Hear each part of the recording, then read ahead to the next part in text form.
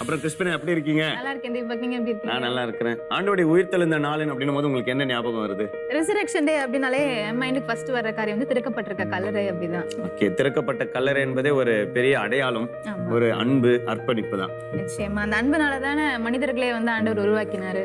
அவர் ஆராதிக்க, அவரோட ஒரு உறவு வைக்க, அதை மீட்டு கொடுக்கறதுக்காக தான் இயேசு இந்த பூமிக்கு வந்தாரு. அப்ப ஆராதனை அப்படின்றது எவ்வளவு பெரிய விஷயம் இல்லை. ஏன்னா பைபிள்ல ஒரு வசனம் இருக்கு, ஐசாயா 43:21ல, இந்த ஜனங்களை எனக்கென்று ஏற்படுத்தினேன், இவர்கள் என் துதியை சொல்லி வருவார்கள் அப்படின்னு. சோ ஆராதிக்கிறது அப்படின்றது எவ்வளவு பெரிய ஒரு விஷயம் இல்லை. கண்டிப்பா ஆராதனை இருந்த ஒரு பெரிய ஆசீர்வாதம் தான். இன்னைக்கும் அதான் நம்ம பார்க்க போறோம். நிறைய ஆராதனை வீரர்கள் நம்ம மத்தியில வந்திருக்கிறாங்க. அவங்க யாருன்னு பாப்போமா? கண்டிப்பா.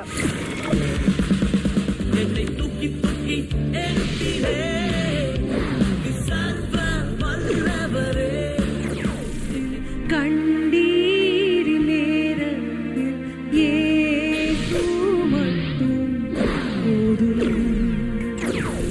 எப்ராஹிமே உன்னை எப்படி கைவிடுவேன், இஸ்ரவேலே நான் அழுத போதெல்லாம் என் அருகில் இருந்தவர், உங்க கரங்களினாலே என் கண்ணில் தூற்றவரே. இவர்களோடு இணைந்து நம்ம ஏஞ்சல் செராப்ஸ் வர்ஷிப் டீமும் நம்மளோட இருக்கிறாங்க.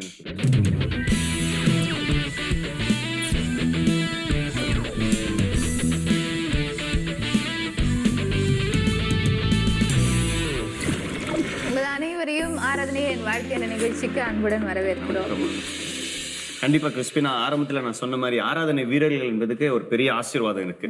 சோ வீரர்கள்னாலே பல பிரச்சனைகளை, பல போராட்டங்களை மேற்கொண்டு வெற்றியை காண்றவங்களா இருப்பாங்க இல்லையா?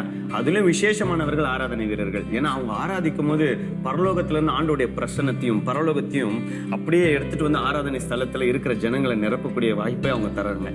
சோ ஆராதனை வீரர்கள் என்பது ஒரு பெரிய ஸ்தானம், பெரிய ஆசீர்வாதம். இன்னைக்கு அதை பத்தி தான் நம்ம கேட்க போறோம். இன்னைக்கும் நம்ம மத்தியில வந்திருக்கிற ஆராதனை வீரர்களை பத்தி நம்ம பார்க்கலாம். ஓகே பாஸ்டர் பிளெஸிங் எடன்பரோ, உங்களை பத்தி சில வார்த்தைகள் சொல்லுங்க. என் பேர் pastor Blessing. Dunamis house of வர்ஷிப்பில் ஒரு போதகராக இந்த நாட்களில் ஊழியம் செய்து கொண்டு வருகிறேன். சின்ன வயது முதல் 17 வயதில் ஊழியத்திற்கு வந்தேன். 18 வயசுலேருந்து ஒரு சின்ன கிராமத்தில் ஆராதனையை ஆரம்பித்து கர்த்தர் இந்த நாட்களில் அநேக இடங்களில் அநேக ஆயிரம் ஜனங்களுக்கு முன்பதாக ஆண்டவர் ஆராதிக்கும்படியாக கர்த்தர் பயன்படுத்தி வருவதை நினைத்து கர்த்தருக்கு நான் நன்றி செலுத்துகிறேன். ஸோ இப்போ பாஸ்டர் பியூலா பென்ஸ் நம்ம மத்தியில் இருக்காங்க. நீங்கள் சில வார்த்தைகள் உங்களை குறித்து. பாஸ்டர் பென்ஸ் கோயம்புத்தூரில் சிட்டி சர்ச் ஆஃப் காட் சர்ச்சுடைய பாஸ்டராக இருக்கிறாங்க. அவங்களுடைய ஒய்ஃபாக இருந்து ஆண்டவருடைய ஊழியத்தை 12 இயர்ஸ் செஞ்சிட்ருக்குறோம். மேரேஜுக்கு முன்னாடி அப்பா பாஸ்டர்ன்றதுனால ஒரு மினிஸ்ட்ரி லைனில் அப்படியே இருந்தோம். அப்புறம் ஹஸ்பண்ட் கூட சேர்ந்த பிறகு இந்த வர்ஷிப் மினிஸ்ட்ரிக்குள்ளே ரொம்ப இன்வால்வ் ஆகிக்க அது ஒரு நல்ல வாய்ப்பாக இருந்தது. So God has been blessing us. Okay, so 12 இயர்ஸாக வந்து நீங்கள் ஊழியத்தில் இருக்கீங்க. ஆமாப்பா, சந்தோஷமாக இருக்கும்ல? ஆமாம், கண்டிப்பாக. ஓகே ஓகே பாஸ்டர் அஸ்பான் சாம், உங்களை பற்றி சில வார்த்தைகள் சொல்லுங்கள். ஆமாம், பாஸ்டர் ஆஸ்பான் சாம்.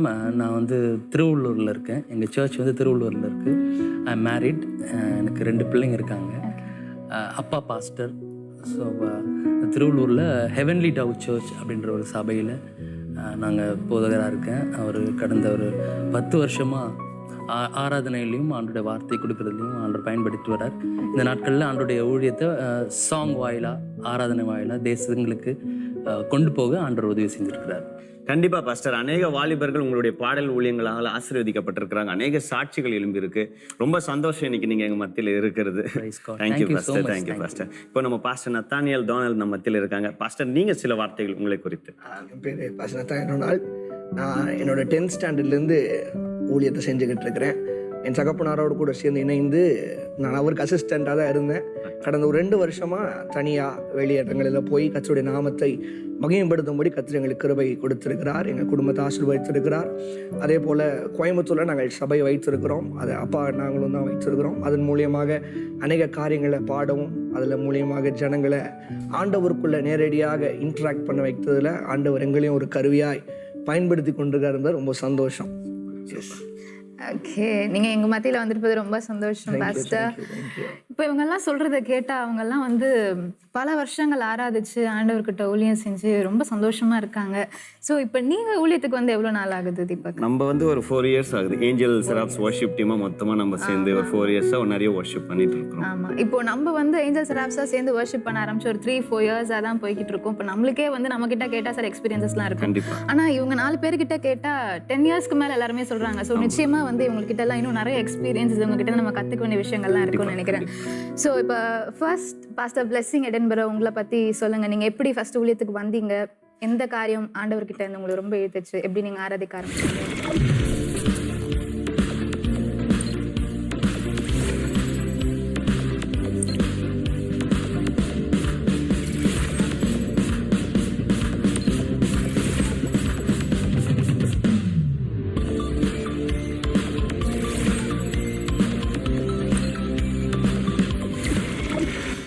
நைஸ். சில இப்பயுமே சில நேரங்களில் சர்ச்சஸில் இருக்கும்போது கேட்பாங்க, என் பையன் இப்போ என்ன எதுலேயுமே படிக்க மாட்டேங்கிறான், பாஸ்டர் இவன் அப்படியே ஊழியத்துக்கு போட்டுடலாமா அப்படின்னு சொல்லி சில நேரத்தில் கேட்பாங்க. அதே போல் நான் காலேஜ் படிச்சிருந்து அதுக்கப்புறம் பைபிள் காலேஜ் போனதுக்கப்புறம் என் கூட காலேஜில் செக்குலர் காலேஜில் படித்த பசங்க கூட கேட்பாங்க, உங்கள் அப்பா பாஸ்டராக இருந்தார், அதுக்கப்புறம் நீயும் பாஸ்டர் ஆகிட்ட, ஸோ இது ஒரு நல்ல பிஸ்னஸ் அப்படின்னு சொல்லி ஊழியத்துக்கு வந்துட்டிங்களா அப்படின்னு கேட்பாங்க. அந்த ஒரு கேள்வி என்னை ரொம்ப பாதிச்சுது. ஏன்னா ஐ வாண்ட் ஷேர் திஸ். எங்கள் வீட்டில் பார்க்கும்பொழுது எங்கள் அப்பா ஒரு தகப்பனார் வால்பாறையில் முடிஸ் அப்படிங்கிற ஒரு சின்ன கிராமத்தில் ஒரு 30 வருடங்கள் ஊழியம் செய்து கொண்டிருந்தார்.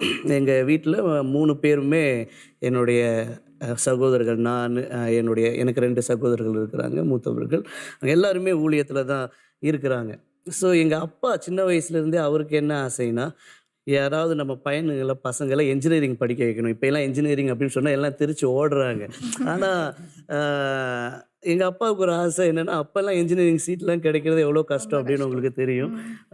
அப்போ எங்கள் அப்பாவுக்கு ஒரு ஆசை, பசங்களில் வந்து என்ஜினியரிங் படிக்க வைக்கணும். இப்போ எங்கள் அப்பாவோட டார்கெட் என்ன அப்படின்னு சொன்னால், எங்கள் மூத்த அண்ணன் பாஸ்டர் ஜர்சன் எடன்பரோ அவரை தான் என்ஜினியரிங் படிக்க வைக்கணும் அப்படின்னு சொல்லி. ஆனால் அவருக்கும் வந்து என்ஜினியர் ஆகணும் அப்படின்னு சொல்லி ஒரு ஆர்வம் இருந்தது. ஆனால் ஆண்டவருடைய அழைத்தது நிமித்தமாக ஊழியத்துக்கு வந்துட்டார். இப்போ எங்கள் அப்பா வந்து இருந்தது, ஃபஸ்ட்டு பையன் பைபிள் காலேஜ் போயாச்சு, இப்போ 2வது பையன் ஃபோக்கஸ் பண்ணுவோம் அப்படின்னு சொல்லி என்னோட 2வது பிரதர் ஜெட்சன் அவரை வந்து ஃபோக்கஸ் பண்ணார். ஆனால் அவருக்கு அப்போல்லாம் வந்து என்ஜினியரிங்லாம் உங்களுக்கு நல்ல சீட் கிடைக்கணும் அப்படின்னு சொன்னால் நல்ல கட் ஆஃபில் வந்து நீங்கள் ஸ்கோர் பண்ணணும். அப்போ அவருக்கு அந்த ஸ்கோர் இல்லாதனால எவ்வளவோ முயற்சி பண்ணார், முடியல. சரி முடியல, அவரும் பிஎஸ்சி ஜாயின் பண்ணி அப்புறம் அவரும் இப்போ பாஸ்டராக தான் இருக்கிறார். ஸோ அதுக்கப்புறம் எங்கள் அப்பா என்ன ஃபோக்கஸ் பண்ணிட்டார், 3வது இவனை விட்ட வேறு ஆள் யாரும் இல்லை அப்படின்னு சொல்லி என்னைய ஃபோக்கஸ் பண்ண ஆரம்பிச்சிட்டார். அப்போ பார்த்தாரு, இப்போ அவங்களும் +2க்கு அப்புறம் அவங்கவுங்க எல்லாரும் பைபிள் காலேஜ் போயிடுறாங்க, நம்ம என்ஜினியரிங் ஃபோக்கஸ்குள்ளேயே வர மாட்டேங்கிறாங்க அப்படின்னு சொல்லி 10th படித்தோடனே எங்கள் அப்பா என்ன பண்ணிட்டாரு, இவனை டிப்ளமோவில் விட்டுடுவோம், பாலிடெக்னிக் படித்தா அதுக்கப்புறம் 3 வருஷத்துக்கு அப்புறம் ஆட்டோமேட்டிக்காக அவனோட லைன் என்ஜினியரிங் லைன்லேயே போகும் அப்படின்னு சொல்லி என்ன டிப்ளமோ என்ஜினியரிங் படிக்க வச்சார். நான் 3 இயர்ஸ் கோயம்புத்தூரில் படிச்சுட்டு இருந்தேன். படித்ததுக்கப்புறம் அந்த 3 இயர்ஸ் முடித்த அந்த ஏப்ரலில் கோர்ஸ் கம்ப்ளீட் ஆகிருக்கு. மே மாதம் வீட்டில் இருக்கும் பொழுது ஃபஸ்ட்டு ஒருத்தர் தீர்க்கதரிசி வந்தார். ஆண்டவர் அவனை ஊழியத்துக்கு அழைக்கிறார். நாங்கள் ஊழியக்காரர் குடும்பம் அப்படிங்கிறனால சின்ன வயதுலேருந்தே அநேக ஊழியக்காரர்கள், பெரிய பெரிய ஊழியக்காரர்கள் எங்களுடைய வீடுகளுக்கு அந்த நாட்களில் வால்பாறைக்கு ஊழியத்துக்கு வரும் பொழுதே வருவாங்க. ஸோ அப்போ எல்லோரும் சொல்லுவாங்க 3 பசங்களுமே ஊழியத்தில் தான் இருப்பாங்க. ஆனால் எனக்கு என்ன அப்படின்னு சொன்னால், எங்கள் அப்பா ஒரு சின்ன கிராமத்தில் ஊழியம் பண்ணிகிட்டு இருந்தனால அவர் பட்ட கஷ்டங்கள் எல்லாம் பார்க்கும்போது, நம்ம இந்த ஊழியத்துக்கு மாத்திரம் என்ன பண்ணக்கூடாது, வரக்கூடாது அப்படின்னு அப்படியே நம்ம ஒரு பிஸ்னஸ் பண்ணணும், வேற ஏதாவது ஒரு விதத்தில் சம்பாதிக்கணும், நம்ம இந்த ஊழியத்தில் அப்பா கஷ்டப்படுற மாதிரி நம்ம பொருளாதாரத்தில் கஷ்டப்படக்கூடாது அப்படின்னு சொல்லி இருந்தனால அவங்க வந்து சொன்னாங்க, கர்த்தர் உன்னை ஊழியத்துக்கு அழைக்கிறார் மே மாதம். நான் சொன்னேன் இல்லை. ஸோ இதெல்லாம் இப்போ எந்த ஏஜில் நடக்குது பாஸ்டர்? என்னோட 16-17 வயசு அந்த மிடில் வந்து, ஸோ அந்த மே மாதத்தில் இது நடக்கிற ஒரு சம்பவம். அப்போ அந்த மாதத்தில் ஒருத்தங்க வந்து ப்ராஃபட் வந்து சொன்னாங்க, நான் இல்லைன்னு சொல்லிட்டேன். அதே மாதத்தில் இறுதியில் ஒரு வயதான அம்மா வந்திருந்தாங்க. அவங்க ஒரு தீர்க்கதரிசின்னு எனக்கு தெரியாது. ஸோ டைனிங் டேபிளில் உட்காந்து சாப்பிட்டுட்டு இருக்கிறாங்க. எல்லாம் மீட்டிங் எல்லாம் முடிச்சு அடுத்த நாள் காலையில் நைட் ப்ரேயர் முடிஞ்சு காலையில் சாப்பிட்டுட்டு இருக்கிறாங்க. நான் அந்த டைனிங் டேபிள் வழியில் கிராஸ் பண்ணுறேன். நீ அடிக்கடி ஆண்டவர் உன்னை அநேக முறை ஊழியத்துக்கு அழைச்சிருக்கிறாரு அநேக வழிகளில். ஆனால் உன்னை விட்டே கொடுக்க மாட்டேங்கிறாரு. ஆனால் நீ ஊழியத்துக்கு வரலைன்னா ஆண்டவர் சொல்கிறார் ஒரு நாள் உன்னை அடித்து திருப்பியும் கூட்டிகிட்டு வருவேன்னு ஆண்டவர் சொல்கிறார். அன்னைக்கு உட்காந்து அன்னைக்கு நைட் என்னுடைய சிந்தையெல்லாம் அப்படியே நான் ஆண்டவர் என்ன அநேக எங்கெங்கெல்லாம் அழைச்சிருக்கிறாரு. எனக்கு தெரியும் ஏற்கனவே என் மேலே அந்த ஊழியத்தோட அழைப்பு இருக்குது அப்படின்னு தெரியும். ஆனால் நானாக தான் நான் இந்த ஊழியத்துக்கு போகக்கூடாது, இந்த ஊழியம் ரொம்ப கஷ்டம், அதில் ரொம்ப போராட்டம் இருக்கும், இது வேண்டாம். அப்போ அன்னைக்கு நான் ரியலைஸ் பண்ணி அன்னையிலேருந்து ஒரு வாரம் ஒரு பயங்கர போராட்டமாக இருந்துச்சு. நான் ஆண்டவருக்கு அர்ப்பணிச்சு ஆண்டவர் என்ன ஊழியம் செய்கிறேன் அப்படின்னு. அதுக்கப்புறம் எங்கள் அப்பாட்ட தகப்பனார்ட்ட சொன்னேன், நான் I want go to Bible college. ஆனால் யூஸ்வலாக நல்ல பெரிய பெரிய பைபிள் காலேஜஸ் எல்லாம் ஜனவரியிலேயே க்ளோஸ் பண்ணிவிடுவாங்க, எல்லாம் புக் ஆகிடும். ஸோ எங்கள் அப்பா இப்போ சொல்கிறியாடா உன்னை அடுத்த மாதம் ஜாயின் பண்ணணும், சரி பரவாயில்ல என் ஃப்ரெண்டுகிட்ட சொல்லி நான் ஒன்று ஒரு பைபிள் காலேஜில் போடுறேன் அப்படின்னு சொல்லியிருந்தார். ஒரு பைபிள் காலேஜும் பார்த்தாரு. அந்த மே முடிஞ்சு ஜூன் 6ஆம் தேதி எங்கள் அப்பா பைபிள் காலேஜ் அனுப்புறதுக்கு கோயம்புத்தூர்லேருந்து வர்ற வழியில் ஒரு விபத்தில் ஒரு வாகன விபத்தில் அவர் ஒரு ஆக்சிடெண்ட்டில் மரித்து போனார். அன்னைக்கு தான் சத்துரு நினச்சா சரி இவனை எத்தனையோ வழியில் இவனை ஊழியத்துக்கு வரக்கூடாதுன்னு நினச்சோம், இந்த ஒரு இன்சிடெண்ட்டை வச்சு இவனை தடுக்கணும் அப்படின்னு சொல்லி நினச்சான். ஆனால் அதுதான் என் வாழ்க்கையில் ஒரு சேலஞ்சாக மாறிச்சு. நான் சத்துருவுக்கு நான் தோல்வியை உறுத்து வைக்கணும் அப்படின்னு சொல்லி நான் அந்த ஒரு 2 வாரத்தில் I went back to the Bible college. 3 வருஷம் நான் பைபிள் காலேஜ் முடித்தேன்.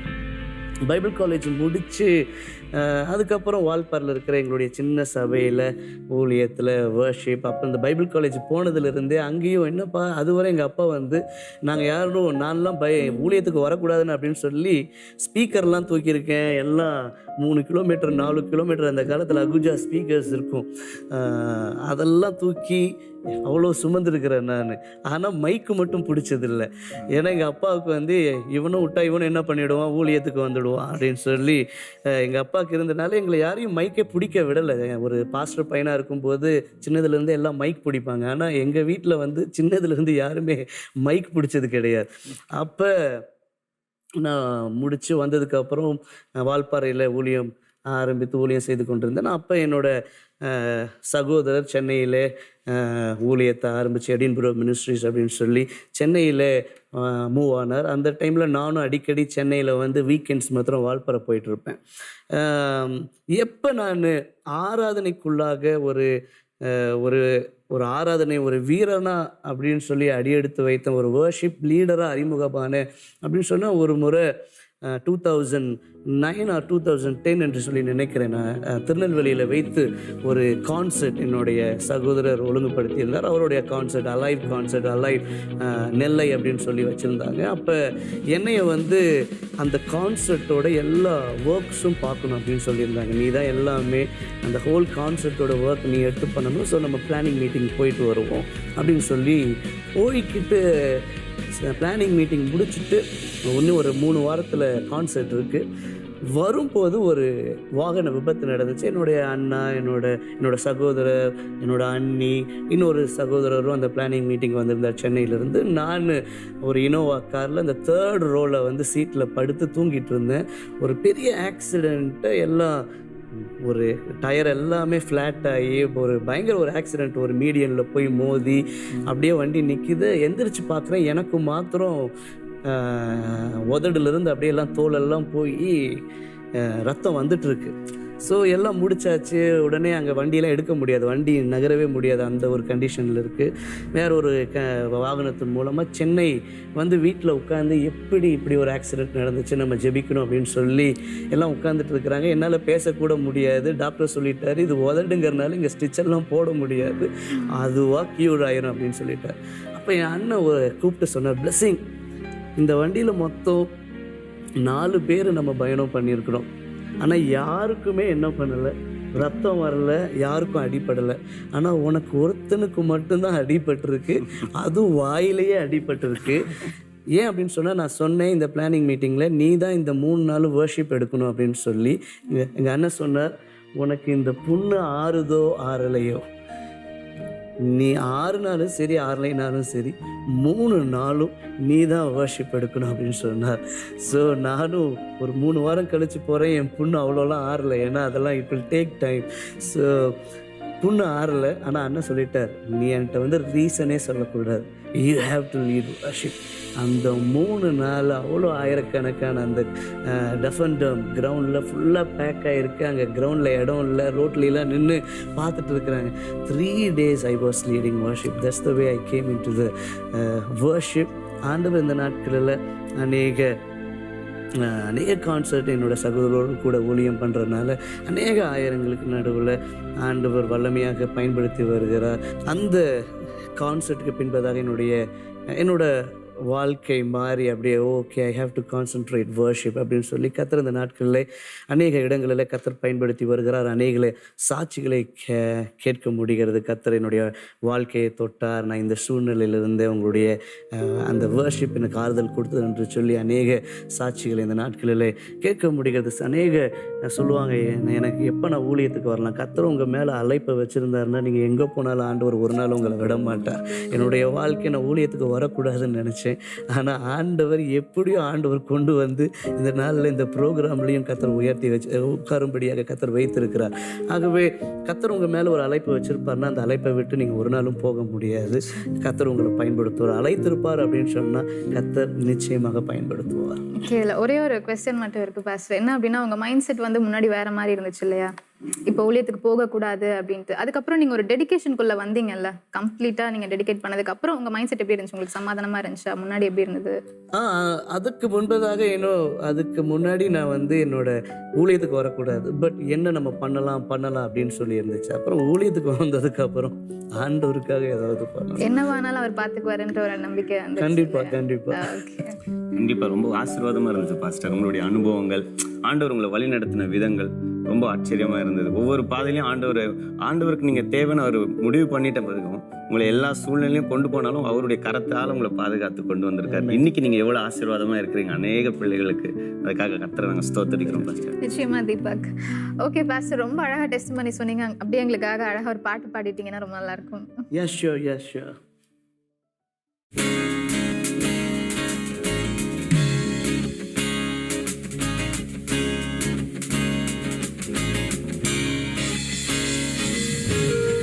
கவலைகள் தீர்ப்பா, கண்ணீர் துடைப்பா, கடைசி மட்டும் கைவிடாதிருப்பா.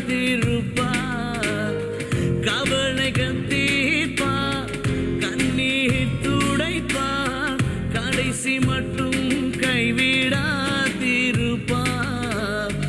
பாவமணி பழிப்பா, பாக்கியம் கொடுப்பா, பரம பதவியினுள் என்னை எடுப்பார். என் மீட்பருகிறோ இருக்கையிலே என்ன குறைவுண்டு நீ சொல் மனமே.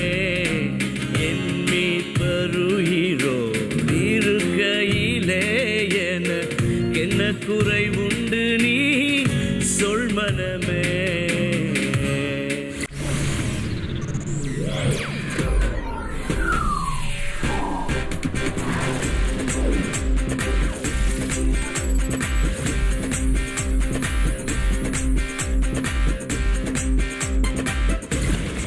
சூப்பரான சாங் கேட்டோம் இல்லையா? பிளஸட் சாங் ஃப்ரம் பிளெஸிங் ஐயா கிட்ட இருந்து. சரி, இப்போ ஒரு சின்ன சேஞ்ச், ஒரு கேம் விளையாட போறோம். ஓகே, கேம் ஒரு சின்ன ஷார்ட்டா நாங்க எக்ஸ்பிளைன் பண்றோம். இது quick fire question.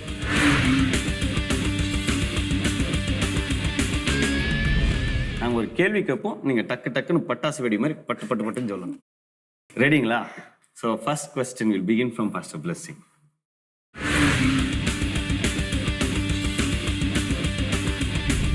Who do you admire the most? My brother, Pastor Jason Reddy. எங்கள் அப்பா. My father. Same, my father. ரெண்டு பேருமே அப்பான்னு சொல்லியிருக்காங்கல்ல. ஸோ அப்பா அப்படின்னும் போது நீங்க சொல்லுங்க, அப்பான்னும் போது ஒரு தன்மை இருக்கும்ல, நீங்க இப்ப சொன்னீங்க இல்லைங்களா, அதுல உங்களுக்கு ஒரு ஈர்ப்பு இருக்கும்ல, அப்பா நம்ம மேலே வச்ச அன்புன்னு. அதுல ஏதாவது ஒரு காரியம்? ஒரு டைம் நான் ப்ரேயர் பண்ண எழுந்திருக்கலாட்டு அப்பா என்னை அடிச்சிட்டாங்க. சும்மா தான் அடித்தாங்க, எனக்கு அது ஞாபகம் கூட இல்லை. அதுக்கப்புறம் நான் எழுந்திரிச்சிட்டேன். இன்னைக்கு வரைக்கும் எங்கள் அப்பா சொல்லுவார், அன்னைக்கு நான் உன்னை அடிச்சிட்டேன், அப்படின்னு எனக்கு அடிச்சு அது வளர்த்த வாசி தான் இன்னைக்கு பாஸ்டர் மாதிரி. எனக்கு அப்படி அடிச்சதெல்லாம் எனக்கு ஞாபகம் இல்லை. ஆனால் இப்போ ரீசெண்டாக 13th என்னோட பர்த்டேக்கு வந்தப்போ கூட இப்போ வரைக்கும் நான் ஃபீல் பண்ணுறேன், உன்னை அழுகிற அளவுக்கு அடிச்சிட்டேன். அதனால அது லவ்வபிள் பர்சன். ஞாபகம் வச்சிருப்பாங்க, ஞாபகம் வச்சிருக்கிறார். அந்த அடி இப்போ பேசு. வரைக்கும் சாரி கேட்பாரு. அதனால லவ்லி பர்சன், எனக்கு ரொம்ப பிடிக்கும் அப்பாவை. ஓகே. So super. அப்பா பத்தி ஒரு விஷயம் அழகா சொன்னீங்க. பாஸ்டர் நீங்க அண்ணன் சொன்னீங்க, அதுல ஒரு விசேஷமா இருக்கு, ஏதாவது கமான். நான் ஊழியத்துக்கு வந்ததுக்கு முன்னாடியே அப்பா இறந்துட்டார். அதனால நான் அப்பா இறந்ததுக்கு அப்புறம் தான் நான் பைபிள் காலேஜ் போய் ஊழியத்துக்கு வந்தேன். அதுக்கப்புறம் நான் என்னோட அண்ணனோடையே இதுவரை ட்ராவல் ஆகி அவர்கிட்ட வந்து அநேக காரியங்களை கற்றுருக்குறேன். ஆகவே மை இன்ஸ்பிரேஷன் என்னோட பிரதர் தான். Super pastor.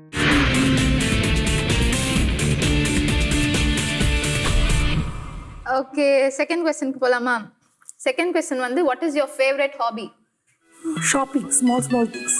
ஓகே, நீங்க? எனக்கு கீபோர்டு வச்சுட்டு ஆண்டவர் ஆராதிக்கிறது ரொம்ப பிடிக்கும்.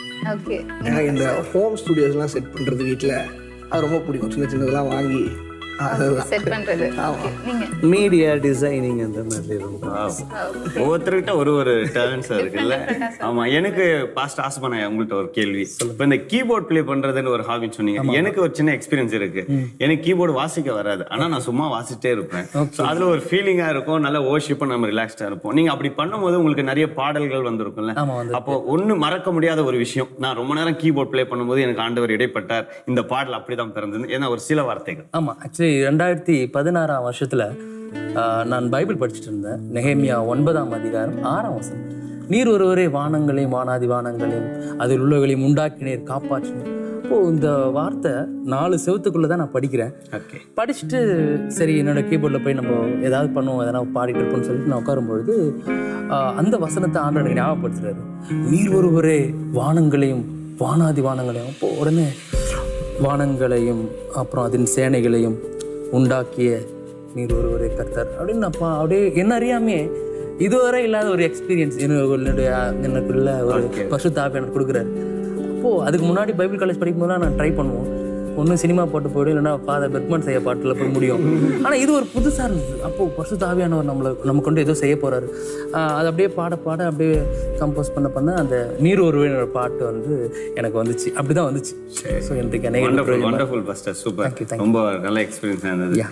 ஓகே, உங்களுக்கான next question.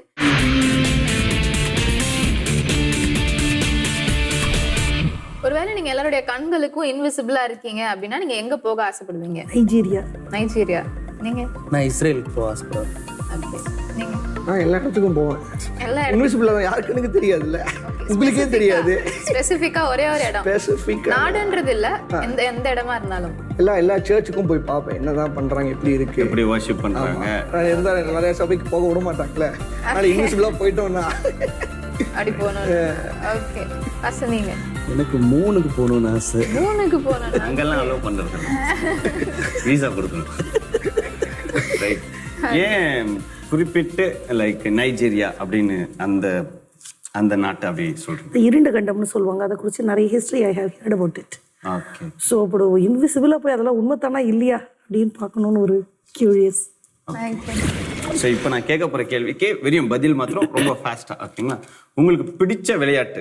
Football, shuttle cork, volleyball, cricket. இப்போ கிரிக்கெட்டில் உங்களுக்கு பிடிச்ச பிளேயர் யார்? டோனி. ஏன்? ஏன்னா அவரோட கேப்டன்ஷிப் இருந்து தான் எனக்கு ரொம்ப கிரிக்கெட் இந்த 2020 சீரீஸ் எல்லாம் அவரோட டைம்ல இருந்து ரொம்ப பீக் ஆச்சு. So okay. வாலிபால் நீங்கள் ஸ்கூலில் விளையாடி இருக்கீங்களா? இல்லை விளையாடினதில்லை. ஏன் பிடிக்கும்? யூஸ்வலாக பார்க்கும்போது அது கொஞ்சம் ஈஸியாக இருக்கிற மாதிரி இருக்கும் எனக்கு. மற்ற கேம்ஸ் எல்லாம் விட அது ஈஸியாக இருக்கிற மாதிரி இருக்கனால பிடிக்கும். ஓகே. வாலிபால் இது ஃபுட்பால்னு சொன்னீங்க ஃபர்ஸ்ட். இப்போ ஃபுட்பால்ஸ் வந்து உங்கள் ஃப்ரெண்ட்ஸ் கூடலாம் நீங்கள் விளையாடி இருப்பீங்க, ஸ்கூல் டேஸில் ஆகட்டும், காலேஜ் டேஸில் ஆகட்டும். ஏதாவது மறக்க முடியாத ஒரு சம்பவம் இருக்குல்ல? உதாரணத்துக்கு இப்போ பார்த்தீங்கன்னா ஃபுட்பால் வந்து நான் ஸ்கூல் டைமில் விளையாடும் போது ஸோ அந்த பாலை ஃபேஸ் பண்ணுற ஒரு டைமிங் நான் மிஸ் பண்ணிட்டேன். அப்படி ஜம்ப் பண்ணி அப்படியே ரிசீவ் பண்ணுவோம் இல்லைங்களா, மிஸ் ஆகி பால் கொஞ்சம் லோ ஆகி 2 பல் அவுட் ஆகிட்டு ஸ்பாட்லேயே விழுந்துருச்சு. ஸோ இந்த மாதிரி சம்பவங்கள், அந்த மாதிரி ஏதாவது இல்லைன்னா உங்களால் மறக்க முடியாத ஒரு சம்பவம்? மறக்க முடியாத சம்பவம் என் ஃப்ரெண்டு ஒருத்தர் தான். அவன் டிஃபென்ஸ், நாங்கள் வந்து நான் ஃபார்வர்ட் ஆடுவேன். ஃபார்வர்டாக அவனுக்கு பாஸ் தரும்போது அவன் ஆப்போசிட் டீமுக்கு கோல் போட்டுட்டான். ஸோ இந்த மாதிரி சிலதெல்லாம் நடந்திருக்கு ஸ்கூல்ல. Super pastor. ஓகே, உங்களுக்கான நெக்ஸ்ட் கொஸ்டின்.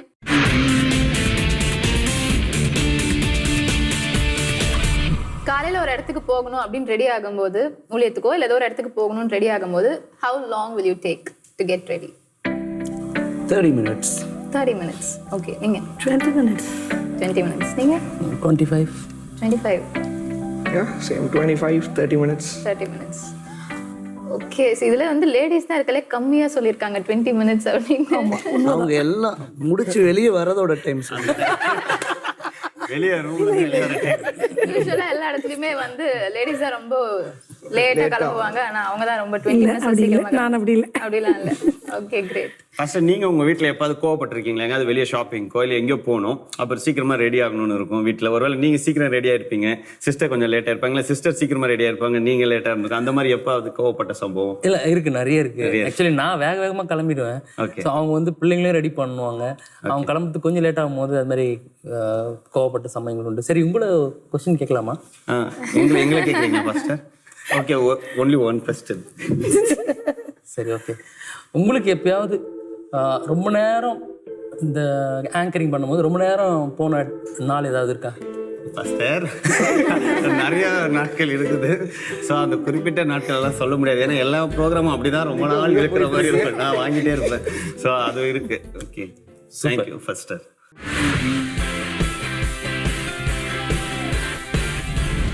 நெக்ஸ்ட் क्वेश्चन என்ன அப்படின்னா, உங்களுடைய ஃபேவரட் வர்ஷிப் லீடர் யாரு? Pastor Nathaniel. Father Berkmans. Okay. அப்புறம் மோசஸ் ராஜசேகர். ஓகே, நீங்க பாஸ்டர்? எனக்கு தெரிஞ்சிருந்தாலும் ஃபாதர் பெர்க்மன்ஸ் அவர் தான் ரொம்ப வீட்டில் இருந்தார். அவரோட பாட்டு தான் அதிகம் பாடுவேன். ஓகே, நீங்க? பாஸ்டர் ஜெர்சன் எடுந்துரும். ஓகே, நீங்க பாஸ்டர்? ஃபாதர் பெர்க்மன்ஸ் எனக்கு ரொம்ப பிடிக்கும். ஓகே, ஸோ 3 பேர் வந்து ஃபாதர் பெர்க்மேன் சொல்லியிருக்கீங்க. ஆனால் நீங்கள் உங்களை அண்ணனை விட்டுட்டீங்க. அவங்க பிடிச்சிட்டாங்களே. எனக்கு ரொம்ப பிடிக்கும். ஓகே, அட்மையர் பண்ற மோஸ்ட் பர்சன் அண்ணன் சொல்லிட்டு வர்ஷிப் லீடர் யாருன்னு கேட்டோன்னே ஃபாதர் பெர்க்மேன். நான் சின்னதுல இருந்தே அவரோட பாட்டு தான் அதிகமா. Still in my personal prayers எதுவுமே சாங் புக் எதுவுமே வேண்டாம். ஏன்னா அப்போ எல்லாம் வந்து பாட்டு புக்கே இல்லாம தான் பாடுவோம். அப்போ எல்லாம் எங்க ப்ரொஜெக்டர் இருந்துச்சு, இப்போதான் projector. So I know most of the songs of Berkman's. Okay.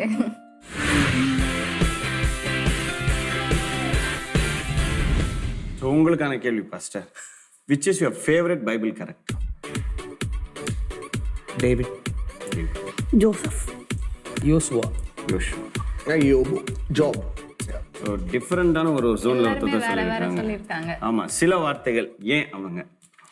David அவரோட சங்கீதத்தெல்லாம் படிக்கும்போது ரொம்ப ஃப்ராங்காக இருக்கும். ஒரு வேளை ஆண்டவரே சில அதில் பார்த்தீங்கன்னா என்னை விட்டு தூரம் போயிடாதீங்க. அவன் சொல்லுவான், ரொம்ப நான் தூரமாக இருக்கிறேன்ப்பா அப்படின்னு சொல்லி. சில நம்மலாம் சர்ச்சில் என்ன சொல்லுவோன்னா, தூரமாக இருந்தால் கூட பக்கத்தில் இருக்கிற மாதிரியே சொல்லுவோம். ஆனால் அவரோட சங்கீதத்தில் எல்லாம் பார்த்தீங்கன்னா தூரமாக இருக்கிறாரா, நீங்கள் என்ன விட்டு தூரமாக இருக்கிறீங்கப்பா, I want to come closer to you. So I like his frank and the way he worship. Okay. ஜோசஃபை ஏன் பிடிக்கும்னா, நம்ம செஞ்ச தப்புக்கு நமக்கு ஒரு தண்டனை வரும்போதே நம்ம வந்து ரொம்ப டிப்ரெஸ்ட் ஆகிடுவோம். ஏதாவது வருத்தமாக ஏன் இப்படி ஆண்டவர் அனுமதிச்சிட்டாரு அப்படின்னு நமக்குள்ள கேள்விகள் வரும். ஆனால் செய்யாத தவறுகளுக்காக தண்டிக்கப்படும் பொழுதும் கூட அவருடைய இன்டெகிரிட்டிலேருந்து கொஞ்சம் கூட அவர் வெளியே வரல. அந்த கேரக்டர் ரொம்ப அட்மையர் பண்ணுவேன். பாஸ்டர் நீங்க? யோசுவா ஆக்சுவலி அவர் பார்த்தீங்கன்னா மோசேக்கு வந்து ஒரு அசிஸ்டண்ட்டாக தான் வராரு. நம்ம லோக்கலாக சொல்ல போனால் ஒரு எடுபடி மாதிரி ஒரு ஹெல்ப் பண்ணுறதுக்காக வராரு. ஆனால் பாருங்கள், அவர் ஒரு காரியத்தை செய்கிறார். ஆசரிப்பு கூடாரத்தை விட்டு பிரியாமல் இருக்கிறாரு. ஒரு ஹெல்ப்பராக ஒரு எடுபடியாக இருந்த மனுஷனை ஆண்டவர் அடுத்த ஸ்தானத்தில் வைக்கிறார், மோசேக்கு அடுத்த ஸ்தானத்தில்.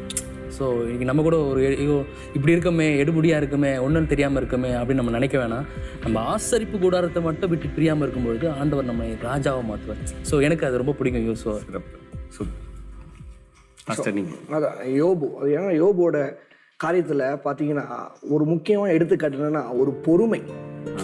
எல்லாம் ஃபர்ஸ்ட் இருந்தது, ஆனால் எல்லாம் சரிந்து போனதுக்கப்புறம் வசனம் சொல்லு ஆஃப்டர் தட், அதற்கப்புறமாக யோபு எல்லா ஆசீர்வாதத்தோடு மறுபடியும் வாழ்ந்தான். அதனால் நம்ம வாழ்க்கையில் சில நேரம் நம்ம எதாவது இருந்து நம்மளை விட்டு இழந்து போயிருக்கோம்னு சொன்னால் ஆஃப்டர் தட், அதுக்கப்புறமா தான் நம்முடைய வாழ்க்கையில் எல்லா காரியத்தையும் ஆண்டவர் பொறுமையை கையாள முழு தருவார்னு சொல்லி யோபு அழகாக இந்த எடுத்துக்காட்டில் நம்ம பார்க்கலாம். அதனால் job is a good character for me. Okay, இவ்வளோ நேரம் நல்லா நம்ம கேம் விளையாடணும். இப்போ நம்ம நெக்ஸ்ட் டெஸ்டிமனி கேட்க போகிறோம். ரொம்ப ஆர்வமாக இருக்கும். நம்ம மிஸ்ஸஸ் பியூலா பென்ஸ் அவங்களோட டெஸ்டிமனி, எப்படி எசப்பாவை நீங்கள் க்ளோஸ் ஆனீங்க, எப்படி ஊழியத்துக்குள்ளே வந்தீங்க? உம்மை போல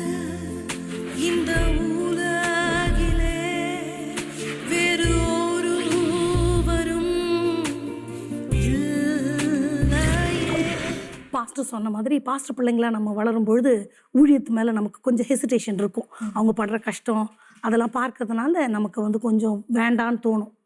அதே மாதிரி ஒரு பர்ஃபெக்ஷன் எதிர்பார்ப்பாங்க. பாஸ்டர் பிள்ளைங்கன்னும்பொழுது ரொம்ப பர்ஃபெக்டாக இருக்கணும். நீ பாஸ்டர் பிள்ளையாக இருந்துட்டு ஏன் இப்படி பண்ணுற, அது வந்து பிடிக்காது. நானும் ஒரு குழந்தை தானே, ஏன் இப்படி எதிர்பார்க்குறாங்கன்றதுனால இந்த ஊழியமே வேண்டாம் அதே மென்டாலிட்டியில் தான் நானும் வளர்ந்தேன். we are 4 daughters அப்பாவுக்கு. ஓகே. கம்பல்சரியாக ஊழியம் தான் செஞ்சு ஆகணும். அப்பாவுடைய பிளான் அதுதான், அதுலேருந்து தப்பிக்கவே முடியாது. ஆனாலும் மனசுக்குள்ளே சொல்கிறதுக்கு தைரியம் இல்லைனா கூட ஊழியம் மட்டும் செய்யக்கூடாது, அப்பா மாதிரி கஷ்டப்படக்கூடாது, நம்ம நல்லா இருக்கணும், அப்பாவை நல்லா வைக்கணும், இதே மென்டாலிட்டி தான் நானும் வளர்ந்தேன். அப்புறம் கரெக்டாக அந்த 12th ஸ்டாண்டர்ட் முடித்து அடுத்து என்ன பண்ண போகிறோம் அப்படின்ற ஒரு வயசுக்குள்ளே வரும்பொழுது 100% அப்பா கழுத்தை பிடிச்சி பைபிள் காலேஜில் தான் தள்ளுவாருன்னு தெரியும். என்ன பேசினாலும் வாய்ப்பே இல்லை. அது மாதிரி ஒரு ஃபேமிலி. நீங்க எத்தனாவது daughter? Third daughter. Third daughter. முன்னாடி இருந்த 2 அக்காங்க 2 பேரும் அப்படிதான், பைபிள் காலேஜ் தான். அப்போ நானும் அப்படிதான், வாய்ப்பே இல்லை. அதே மாதிரி கொண்டு போய் அப்பா என்னை விட்டுட்டாரு. ரொம்ப கோவம். பைபிள் காலேஜ் போகிறதுக்கு முன்னாடி ரொம்ப கோவம் வரும். இப்படி நம்மளை கொண்டு போய் தள்ளுவாங்க, ஏன் நமக்கு இஷ்டமில்லாத ஒன்று நமக்கு திணிக்கிறாங்க, நம்மளுக்கு ஏன் ஒரு உரிமை இல்லை அப்படின்ற கொஸ்டின்ஸ் நிறைய மனசுக்குள்ள. ஆனால் எதுத்தெல்லாம் பேச முடியாது. அப்போது ஒரு மேகசினில் நான் படிக்கிறேன், உங்களுடைய முழங்கால் ஆண்டவருடைய சித்தத்தை கூட மாற்ற முடியும் அப்படின்னு. அது ரைட்டாக தப்பானலாம் டிஸ்டிங்விஷ் பண்ணலாம் தெரியலை. ஸோ எனக்குள்ள ஒரு நம்பிக்கை, நான் ப்ரேயர் பண்ணால் ஒரு வேளை ஆண்டவர் வந்து இந்த பாத்திரம் நம்மளை விட்டு நீங்கும்படி செய்ய முடியும், ஊழியத்திலிருந்து நீக்கும்படி ஜெபம் பண்றீங்க. ஆமா, நீக்குங்க ஜெபம் பண்ணலான்னு சொல்லிட்டு ரொம்ப ப்ரேயர் பண்ண ஆரம்பிச்சிட்டேன். ஆனாலும் பைபிள் காலேஜ் அதே மாதிரி கொண்டு போய் தள்ளியும் விட்டாச்சு. இஷ்டம் இல்லை, அட்மாஸ்பியர் எதுவுமே பிடிக்கலை. பத்மா முதலியார் அம்மா கிட்ட தான் நான் போனேன். ஆனால் போய் 1 monthல அவங்க என்னை வந்து மீட்டிங் கூட்டிகிட்டு போக ஆரம்பிச்சிட்டாங்க. அப்போ ஒரு 200 பேர் அவ்வளோதான் சர்ச்சு. ஆனாலும் சர்ச்சில் எல்லாம் பெருசாக நின்னதெல்லாம் இல்லை. வீட்டில் எல்லாரும் பாட்டு பாடுவாங்க, நானும் பாட்டு பாடுவேன், அவ்வளோதான். ஆனால் எடுப்பில் at the age of my 16ல் வந்து ஒரு 5000 பேர் 4000 பேர் இருக்கிற க்ரௌடு முன்னாடி நின்று என்னை பாட்டு பாட சொன்னாங்க. ரொம்ப பயத்தோட நர்வஸோட பாடி முடிச்சுட்டு வந்தால் ரொம்ப நல்ல ஃபீட்பேக் இருக்கும். உங்கள் வாய்ஸில் பிரசன்னம் இருக்குது, ஆண்டவர் இருக்கிறாரு, என்னை ஆண்டவர் தொட்டார், இந்த மாதிரி எல்லாம் கேட்கும் பொழுது எனக்கு கில்ட்டி ஆயிடுச்சு. நான் வேண்டான்னு செய்ய மாட்டேன்னு சொன்னேன். ஆனால் why God is using me அப்படி ஒரு கொஸ்டின் வந்த உடனே சரண்டர் ஆயிட்டேன் நான். தள்ளப்பட்டு அந்த ஆண்டவர் வந்து என்ன வேணும்னு எடுத்துக்கிறாருல்ல, அது நினைக்கும் போது எனக்கு I started to cry a lot. அப்புறம் சரி, நான் ஊழியம்லாம் செய்கிறேன், ஆனால் பாஸ்டரை மட்டும் கல்யாணம் பண்ண மாட்டேன். மினிஸ்ட்ரி பண்ணிட்டு ஒர்க் பண்ணுறவரை கல்யாணம் பண்ணிட்டு நானும் என்னால் என்ன மினிஸ்ட்ரி முடியுமோ ஐ வில் டூ. இன்ட்ரெஸ்ட் இல்லை, அது வந்து ஆண்டவர் செஞ்சதுக்கு ஒரு நன்றி நான் வந்து செய்யணுன்றதுக்காக அந்த கன்விக்ஷனுக்குள்ளே நான் வந்து. அப்போது மேரேஜ் ஃபிக்ஸ் ஆக போது. இப்பயும் வந்து பாஸ்டரெல்லாம் எதுவுமே சொல்ல முடியாது. அந்த மாதிரி தான் அப்பா வச்சது தான் சட்டம் அந்த வீட்டில். அப்போது ஜோம் பண்ணிடுறேன், எனக்கு உங்களுக்கு சித்தமானபடி செய்யணும் ஆண்டவரே அப்படின்னு மனசுக்குள்ளே அந்த கொஸ்டின் இருந்தாலும் மெதுவாக ஏசப்பா கிட்ட சொல்லிட்டு ஒரு நாள் ப்ரேயர் பண்ணும்பொழுது நிறைய வேர்ட்ஸ் நான் பண்ணி ப்ரேயர் பண்ணிட்டேன். அப்போ நான் அந்த ப்ரேயரில் சொல்கிறேன், எனக்கு பிடிக்காட்டி கூட உங்களுக்கு பிடிச்சதை நான் செய்வேன், அது எனக்கு பிடிக்கலைன்னா கூட அப்படின்னு ப்ரேயர் பண்ணிவிட்டு அதுக்கப்புறம் ரொம்ப நாள் ஆயிடுச்சு. யூஸ்வலாக நமக்கு வந்து பண்ணுற ப்ரேயர்லாம் மனசில் இருக்காது இல்லையா, ஆஸ் எ ஹியூமன். அது நடந்து முடிஞ்சிருச்சு. அப்போ எனக்கு ஒன்லி 1 மாப்பிள்ளைன்னு என்னை தேடி வந்து பார்த்ததே என்னுடைய ஹஸ்பண்ட் தான். எந்த மாப்பிள்ளையும் வந்து என்னை பார்க்கவே இல்லை, பேச்சாக வந்து அப்படியே போயிடுச்சு, ஆண்டவர் ஃபில்டர் பண்ணிட்டாரு. அப்புறம் மாப்பிள்ளை வந்து பார்த்துட்டு போயிட்டாங்க. அவர் முகம் கூட எனக்கு ஞாபகம் இல்லை, எனக்கு அவரை சுத்தமாக பிடிக்கல. இப்போ ரொம்ப அவரை மட்டும்தான் பிடிக்குது. இப்போ அவரை மட்டும்தான் பிடிக்குது, யாரை பார்த்தாலும் அவர் மாதிரி பார்த்துட்டு இருக்கிறாரு. Okay fine. அப்போ சுத்தமாக பிடிக்கலன்னா I am not talking about the appearance எல்லாம். ஊழிய பாஸ்டர்ன்ற ஒரே காரணத்துக்காக அவரை என்ன பிடிக்கல. அதெல்லாம் வேண்டாம். நீங்க சொல்லிருந்தீங்க இல்லையா ஆண்டவர் கிட்ட, உங்களுக்கு பிடிச்சா நான் செய்யறேன்னு சொல்லிட்டு. ஆமா, கண்டிப்பா கூட பிடிக்கல அப்படின்றது நீங்க பிடிக்கல மனசுல நினைச்சிட்டு ஆண்டவர் கிட்ட திருப்பியும் அதே மாதிரி தான், எனக்கு பிடிக்கல, என் மனசை நீங்க தான் புரிஞ்சுக்க முடியும், அம்மா அப்பா வந்து என்னை புரிஞ்சு எல்லாம் நடக்க மாட்டாங்க, வச்சதுதான் சட்டம்ன்றாங்க நீங்க என்னும்போது கரெக்டா ஒரு மனுஷன் ஞாபகப்படுத்துற மாதிரி ஆண்டவர் எனக்கு ஞாபகப்படுத்தினார். உனக்கு பிடிக்கலன்னா கூட எனக்கு பிடிக்கும். நான் பண்ண ப்ரேயர் எப்படி எனக்கு ரிமைண்ட் ஆச்சுன்னு இப்போ நினச்சி பார்த்தா கூட ஐ கெட் கூஸ். ஆமாம் அப்போது இது ஆண்டவர் பேசுகிறாருன்னு எனக்கு புரிஞ்சிருச்சு. கரெக்டாக ரூமை விட்டு வெளியே வரேன். அப்பா சொல்கிறாரு, நலம் புலம் ஒன்றும் பேசக்கூடாது, நீ கல்யாண விஷயத்தில் நலம் புலம் ஒன்றும் பேசக்கூடாது. அப்புறம் எங்கள் வீட்லேயும் யாருக்கும் என்னோட ஹஸ்பண்ட் அப்போ பிடிக்கல, ரொம்ப ஸ்ட்ரிக்டாக இருந்த மாதிரி இருந்துச்சு. சர்ச் ஆஃப் காடோடைய டாக்டர்ஸ் எல்லாம் எங்களுக்கு ரொம்ப ஸ்ட்ராங்காக தெரிஞ்சிச்சு. அப்போது வேண்டானே அவங்கெல்லாம் டிசைட் பண்ணாங்க, என்னை மட்டும் கேட்டாங்க, நான் எதுவுமே பதில் சொல்லலை. ஏன்னா நான் ரொம்ப அப்பாவோட வார்த்தை, ஆண்டவர் என்கிட்ட பேசுனது எல்லாம் சிங்க் ஆனதுனால ஐ வாஸ் வெரி ஸ்ட்ராங் அந்த டெசிஷனில். அந்த மாப்பிள்ளையா வேணான்ட்டு போனால் போட்டோம், நானா ஒன்றும் சொல்ல மாட்டேன்னு நான் ஸ்ட்ராங்காக இருந்துட்டேன். அதே மாதிரி மேரேஜ் ஆயிடுச்சு. மேரேஜ் ஆயும் கூட இந்த டெசிஷன் ரைட்டான்ற ஒரு ஸ்டம்பிளிங் இருந்துச்சு. ரொம்ப சின்ன சர்ச்சு, பாஸ்டர் ரொம்ப ஹம்பிள் மேன், ரொம்ப ரொம்ப சிம்பிளாக இருப்பாங்க. எனக்கு போய் எல்லாருமே அப்பா கிட்ட வந்து ஏன் இந்த பொண்ணு இப்படி கொடுத்துட்டீங்கன்னு சொல்கிற மாதிரி தான் எங்களுடைய லைஃப் ஸ்டைல் எல்லாமே இருந்துச்சு. ஆனால் எனக்கு அதெல்லாம் யோசிக்கிற அளவு நான் ப்ரில்லியன்ட் இல்லை, ரொம்ப இன்னசென்ட். அப்பா என்ன சொன்னாங்களோ சரின்னு மேரேஜ் எல்லாம் ஆயிடுச்சு. ஆனால் ஒரு கொஞ்ச நாள் அப்படியே போயிட்டு இருந்துச்சு. ரொம்ப சின்ன சர்ச்சு, சின்ன க்ரௌடு, ரொம்ப ரவுண்ட், ரொம்ப என்னோட வேர்ல்டு ரொம்ப சின்ன வேர்ல்டாக இருந்துச்சு. ஆனால் நாள் ஆக ஆக ஆக அந்த சித்தத்துக்கு ஒப்பு கொடுத்ததுனாலயா என்னன்னு தெரியலை, இப்போது என்னோட பர்ஃபெக்ட் பேர் அவருன்னு நான் நினைக்கிறேன். ஸோ எல்லாரும் அதை சொல்கிறாங்க, இது ஆண்டவர் சித்தம். அவர் வாயாலேயே பல தடவை அவரை கேட்டாலுமே அவருக்கு என்ன சுத்தமாக பிடிக்கல பொண்ணு பார்க்க. 2 பேருக்கும் இப்படிதான். ஆமா, ஒரே அனுபவம். ஆமா. என்கிட்ட ஒரு ஃபோன் கால் கூட அவர் பேசல. மேரேஜ் மார்ச் எண்டில் என்னை பார்த்தாங்க, மே எண்டில் தான் எனக்கு கல்யாணம் ஆச்சு. நம்பர் இருந்துச்சுங்களா உங்ககிட்ட? எங்க அப்பா கிட்ட இருந்துச்சு. இல்ல அத இருந்தா பேசியிருப்பீங்களோ? கண்டிப்பா பேசியிருக்க மாட்டேன். ஏன்னா நான் பயந்து நடுங்கினேன் அவரை பார்த்து. ரைட். ஓகே, அவருக்கும் பிடிக்கல அப்படின்னா அவர் எப்படி ஓகே அவருக்கு பிடிக்கலன்னா எல்லாரும் அவரை பயமுறுத்திட்டாங்க. இன்னொரு ஊழியத்துலேருந்து வர்றாங்க, அவங்க உங்களை டாமினேட் பண்ணுவாங்க, இது ஆண்டவர் சித்தம் இல்லை, வேண்டாம் நம்ம வேற. நான் வந்து கொஞ்சம் ஸ்டவுட்டு, அவங்க ரொம்ப ஸ்லிம்மாக குட்டியாக இருப்பாங்க, அதனால ஃபிசிக்கல் ஃபிட்னஸ் இல்லை அப்படின்னு எல்லாம் என்னென்னமோ சொல்லி எல்லாரும் அவங்களும் 24 மேரேஜ் ஆகும்போது அவங்களுக்கும் கன்ஃபியூஷன், டெசிஷன் எடுக்க முடியல.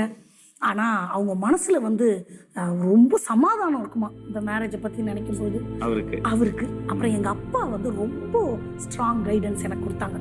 நிறைய அடையாளம் சொல்லி, இதை பார் இந்த அடையாளம். இதில் மீன் வயல் என்ன ஆச்சுன்னா, இவங்க பைபிள் காலேஜ் வார்டனாக இருக்கும்பொழுது ஸ்டூடெண்ட்டாக படித்த பாஸ்டர்ஸை என் கூட படித்த பிள்ளைங்க கல்யாணம் பண்ணிட்டாங்க. அவங்கெல்லாம் கால் பண்ணி அவரையா கல்யாணம் பண்ணுறேன், அவர்கிட்ட ஒரு நாள் உன்னாட வாழ முடியாது, very strict, the better you avoid. இதெல்லாம் கேட்டவுடனே நான் ஒன்று அழுக ஆரம்பிச்சிட்டேன். கூட இருக்கிறவங்க தான் இப்படி எல்லாம் பண்ணுவாங்க. உங்களுக்கு ஏதாவது அப்படி எக்ஸ்பீரியன்ஸ் இருக்கு? நிறைய இருக்கு, அப்புறமா தனியா பேசலாம். ஓகே, சொல்லுங்க. அழுத உடனே மம்மி எனக்கு கொஞ்சம் சப்போர்ட். அம்மா, அந்த பொண்ணு இப்படி பயப்படுது, இப்படி கம்பல் பண்ணுறீங்களே என்னோடனே அப்பா கொஞ்சம் வாய்ஸ் ரைஸ் பண்ணி அமைதியாக இருக்குன்னு அப்புறம் என்னை தனியாக கூப்பிட்டு சொன்னார். இத்தனை அடையாளம் நான் கேட்டு ஆண்டவர் கொடுத்துருக்கிறார். அதனால இது ஆண்டவர் சித்தம், நீ சித்தத்துக்கு ஒப்பு கொடு, உனக்கு ஆசீர்வாதம் இருக்கும் அப்படின்னு.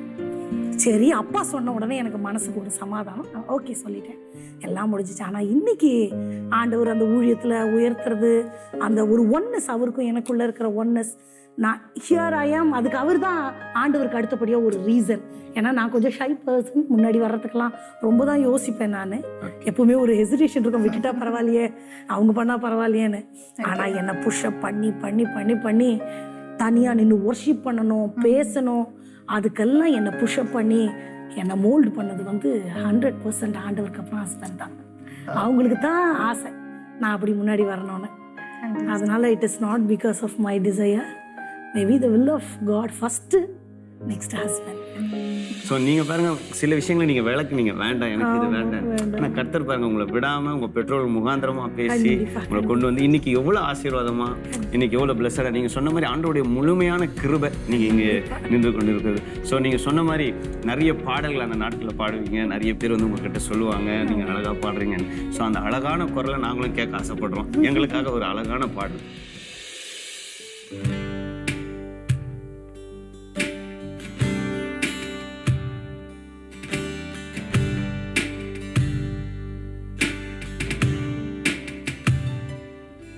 ஒரு கண்ணுக்கும் தயை தோன்றாமல் இருந்தாலும், ஒரு செவிகளும் என் புலம்பலை கேட்காமல் இருந்தாலும், என் அழுகையில் சத்தம் கேட்கும் தேவனே, என் நிலைமைகள் நன்றாய் அறியும் இயேசுவே, அழுகையில் சத்தம் கேட்கும் தேவனே, என் நிலைமைகள் நன்றாய் அறியும் இயேசுவே, நீர் என்னை கைவிட மாட்டீர், புறக்கணிக்க மாட்டீர், கஷ்ட காலங்களில் என் கூட இருந்திடுவீர்,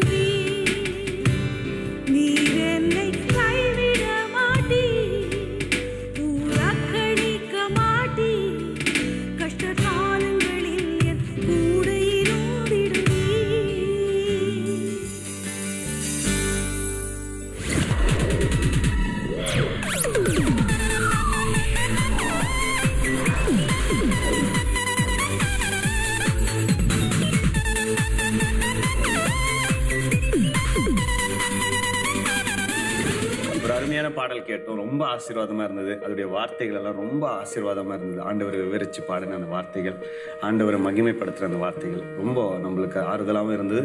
ஆண்டவரோட இன்னும் கிட்ட நெருங்கக்கூடிய பாடல்களாக இருந்தது. ஸோ இப்போ நம்ம ஒரு கேம் ஆட போகிறோம். இந்த கேமில் பார்த்தீங்கன்னா நம்ம ஒரு கேரக்டர் நம்ம வந்து சூஸ் பண்ணியிருக்கோம். அந்த கேரக்டர் யாருன்ட்டு நீங்கள் கண்டுபிடிக்கணும். ஸோ நீங்கள் கொஸ்டின்ஸ் கேட்டு நாங்கள் சொல்லுவோம்.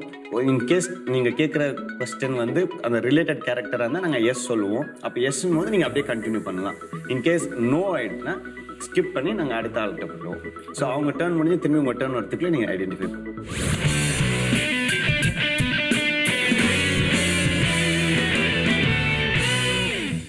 The game starts. Okay. So, male Yes. from the Bible? No. Minister of God, No. இனி ஏதாவது விளையாட்டு துறையில் இருக்காரா? No. Any famous personality? Yes. Okay. ஏதாச்சும் ஸ்பெசிஃபிக் ஃபீச்சர்ஸ் தாடி மீஸ் அந்த மாதிரி இருக்கா? Yes. தாடி இருக்கா? Yes. மீஸ் இருக்கா?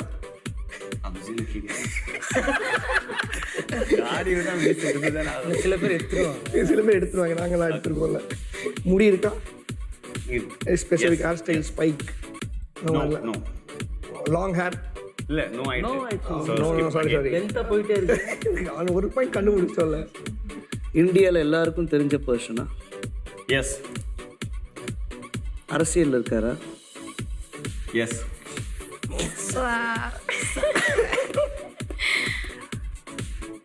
இந்தியாவில் ஒரு டாப் லீடர்ஷிப்பில் இருக்கிறாரா? Yes. மோடியா? Yeah, right. மாஸ்டர் அப்படியே என்ன எடுத்து பார்த்தீங்களா? இல்லையே. ஓகே, இப்போ பாஸ்டர் தான் கரெக்டாக சொன்னாங்க. ஸோ இப்படி தான் இந்த கேம் ஐடென்டிஃபை பண்ணுறேன். ஸோ இதை வச்சு பேஸ் பண்ணணும். ஸோ இப்போ நீங்கள் பாஸ்டர் தான் தேங்க்ஸ் சொல்லணும், ஏன்னா அவர் நிறைய ஆப்ஷன்ஸ் வச்சுட்டாரு. நாடி, மீசை, முடி எல்லாமே. அடுத்த கேரக்டர். ஓகே, செகண்ட் கேரக்டர் நீங்கள் start. Biblical character? Yes. Old டெஸ்டமெண்ட்டா? நோ. பாஸ்டர். அவர் 12 சீஷரில் ஒருத்தரா? நோ. இது இன் ஓல்ட் டெஸ்ட்மெண்ட் கேட்டிங்களா? ஆமாம், நியூ டெஸ்டமெண்ட். நியூ டெஸ்ட்மெண்ட்டா? எஸ். இவர் எல்லாத்தையும் கண்டுபிடிச்சு கொடுத்துட்டு கடைசியில் தீர்க்கதரிசியா? எஸ். அற்புதங்கள் அடையாளங்கள் செய்தாரா? எஸ். பாஸ்டர் இல்லை, நீங்களே சொல்லி முடிச்சிருங்க. எல்லாம் திரும்பி வருவாங்க. ஃபர்ஸ்ட் 3 சுவிசேஷங்கள் இருக்காரா? எஸ். டைட்டிலே அவர் இருக்காரா? அவர் கண்டுபிடிச்சிட்டாரு அவர். நோ. நோ. ஓகே. அவருக்கு அவரே எதுவும் பேர் கொடுத்துக்கிட்டாரா? நோ. அவருடைய அப்பியரன்ஸ் எப்படி இருக்கணும்? பைபிளில் க்ளூஸ் இருக்கா? எஸ். அவருக்கு ஏதாவது சிக்னஸ் இருந்துச்சா? நோ. பாஸ்டர் கிட்ட வந்துட்டீங்க, அதுலயே தெரிஞ்சிருக்கலாம். ஏதாவது புக் எழுதியிருக்காரா என்டியில் இருந்து? நோ. குட்டையா இருப்பாரா? இதுக்கு என்ன பதில் சொல்லுங்க? நீங்க எப்பவுமே தாடி வச்சிருப்பாரா? முடி வச்சிருப்பாரா? பர்சன் தானே அவரு. ஆமா. சகையுவா? நோ. அவருக்குன்னு ஒரு ப்ரொஃபஷன் இருந்துச்சா? எஸ். மருத்துவம் சார்ந்து இருந்துச்சா? எஸ். லூக்காவா? நோ. நிறைய ட்ராவல் பண்ணாரா? எஸ். நெல் மாதிரி முடி இருந்துச்சா? நாங்க போய் பார்க்கலையே. பவுலா? நோ. நோ. நாங்க அவங்க கேட்ட கேள்வியில நாங்க சொன்ன ரிப்ளைல வச்சு நீங்க அந்த க்ளூ கண்டுபிடிச்சிடலாம். மருத்துவம் சார்ந்துனா நீங்க ஏற்கனவே கேட்ட மாதிரி மிரக்கல்ஸ்லாம் செஞ்சிருப்பாங்க, அதுதான் மருத்துவம் சார்ந்து சொன்னேன். பேதுருவா? நோ. அதான் யோசிச்சிருந்தானே, அவர் சொல்லிட்டாரு. அப்போ நோ. சத்தியமா தெரியல, சொல்லிடுறேன். இல்ல பாஸ், நான் இந்த டர்ன் எந்த நான் சொல்றேன். யோவான்? இல்ல. No. Mattheyu, no. Mark. No. Okay, the answer is Jesus. நான் நினைச்சேன் நான் எங்க பேதுரு வரைக்கும் பக்கத்துல வந்துட்டீங்க. நீங்க மிஸ் பண்ணிட்டீங்க, நான் சொல்லிட்டேன். Next character you can start. ஒரு பைபிள் கேரக்டர். நோ. ஸ்கேனாவா? ஓகே. மேலா? எஸ். ஸ்போர்ட்ஸ்? நோ. இது ரொம்ப கஷ்டம் மாஸ்டர். எந்த க்ளூவும் கொடுக்கல. அரசியல் இருக்காரா? நோ. ஊழியக்காரரா? எஸ். இப்போ இருக்கிறவரா? எஸ். யங்கா? எஸ். வர்ஷிப் லீடரா? எஸ். வந்துட்டீங்க. உங்க ரியாக்ஷன் பார்த்தாலே தெரியுது. இல்ல சொல்லுங்க. பாருங்க, அவசரப்பட்டு தப்பா சொல்ற பாருங்க. ஆமா, நோ வாங்கக்கூடாதுன்னு வெயிட் பண்ணிட்டு இருக்கிறோம். ஓகே. வேற ஏதாவது இன்னும் நல்ல கொஸ்டின். சென்னை பேஸ்டா அவரு? நோ. Thank you master. அண்ணா நீங்க வந்துட்டீங்க, கிட்ட வந்துட்டீங்க. வயசானவரா? நோ. இப்போ இருக்க நிறைய ஃபேமஸான சாங்ஸ்லாம் எழுதியிருக்காரா? எஸ். சமீபத்தில் ரொம்ப புகழ் பெற்றவரா? எஸ். குறுகிய காலத்தில் வளர்ந்தவர். Yes. Pastor John Jabaraj. Okay, right answer pastor. நீங்க சொல்லிருக்கலாமே பாஸ்டர், நீங்க முன்னாடி வந்துட்டீங்க, கிட்ட ஆல்மோஸ்ட் ரொம்ப கிட்ட வந்துட்டீங்க. நெக்ஸ்ட் சொல்லிடலாம். ஓகே, நீங்க பாஸ்டர் வயசானவங்களான்னு கேட்டீங்க, சம்பந்தமே இல்லாம. நான் இவங்க கேட்டாங்கன்றது மறந்துட்டாரு. என்ன கேட்கலாம்னு யோசிச்சுக்கிட்டே இருந்தனால இவங்க கேட்டது எதுவுமே அவர் மைண்ட்ல அவங்க ஏற்றுக்கல. எனக்கு க்ளூ எடுத்து கொடுத்துட்டாங்க, அதனால அப்படியே பிடிச்சிட்டோம். Okay, next. From Bible? No. Okay. Your turn. ஊழியக்காரரா? எஸ். ஆனா? Yes. Yes. Male male. Yes. வயதானவரா? அவங்க கேள்வி கேட்டாங்க. இதுக்கு என்ன? எஸ். ஓ வந்துட்டீங்க. Okay, yes. சுவிசேஷகரா? நோ. பாஸ்டரா? நோ. நோ. ஃபாதர் பர்க்மன்ஸா? நோ. இப்போ உயிரோடு இருக்காரா? எஸ். டிவி சேனல் நடத்துறாரா? எஸ். சாது ஐயாவா? பாஸ்டர் உங்களுக்கு தெரிஞ்சிருக்கா பதில? என்னது? யாருன்னு சொல்லி? இல்லை, உண்மையே தெரியும். நீங்க எப்படி கேட்டீங்க? ஒரு ஊழியக்காரரா, மூத்தவரா? ஆமா, ஃபர்ஸ்ட் ஏரியாவை நாங்க தெரிஞ்சுக்கணும்ல, அதுக்காக அந்த மாதிரி क्वेश्चंस first அது நம்ம கொஞ்சம் ஓரளவுக்கு உள்ள க்ளோஸ் போகணும். ஆயிட்டோம்னா அதுக்கு அப்புறம் we can easily find. கஷ்டமான ஒரு கேள்வியை என்கிட்ட கேட்டு என்னையும் மாட்ட வச்சுட்டீங்க. ஆமா, ரொம்ப கஷ்டமான ஒரு கேள்வி கேட்டீங்க. யோசிச்சு பாருங்க. This is the last round. Okay. So you are going to do your best. Okay. ஓகேவா? இப்போ பாஸ்ட் உங்ககிட்ட இருந்து ஸ்டார்ட் பண்றோம்.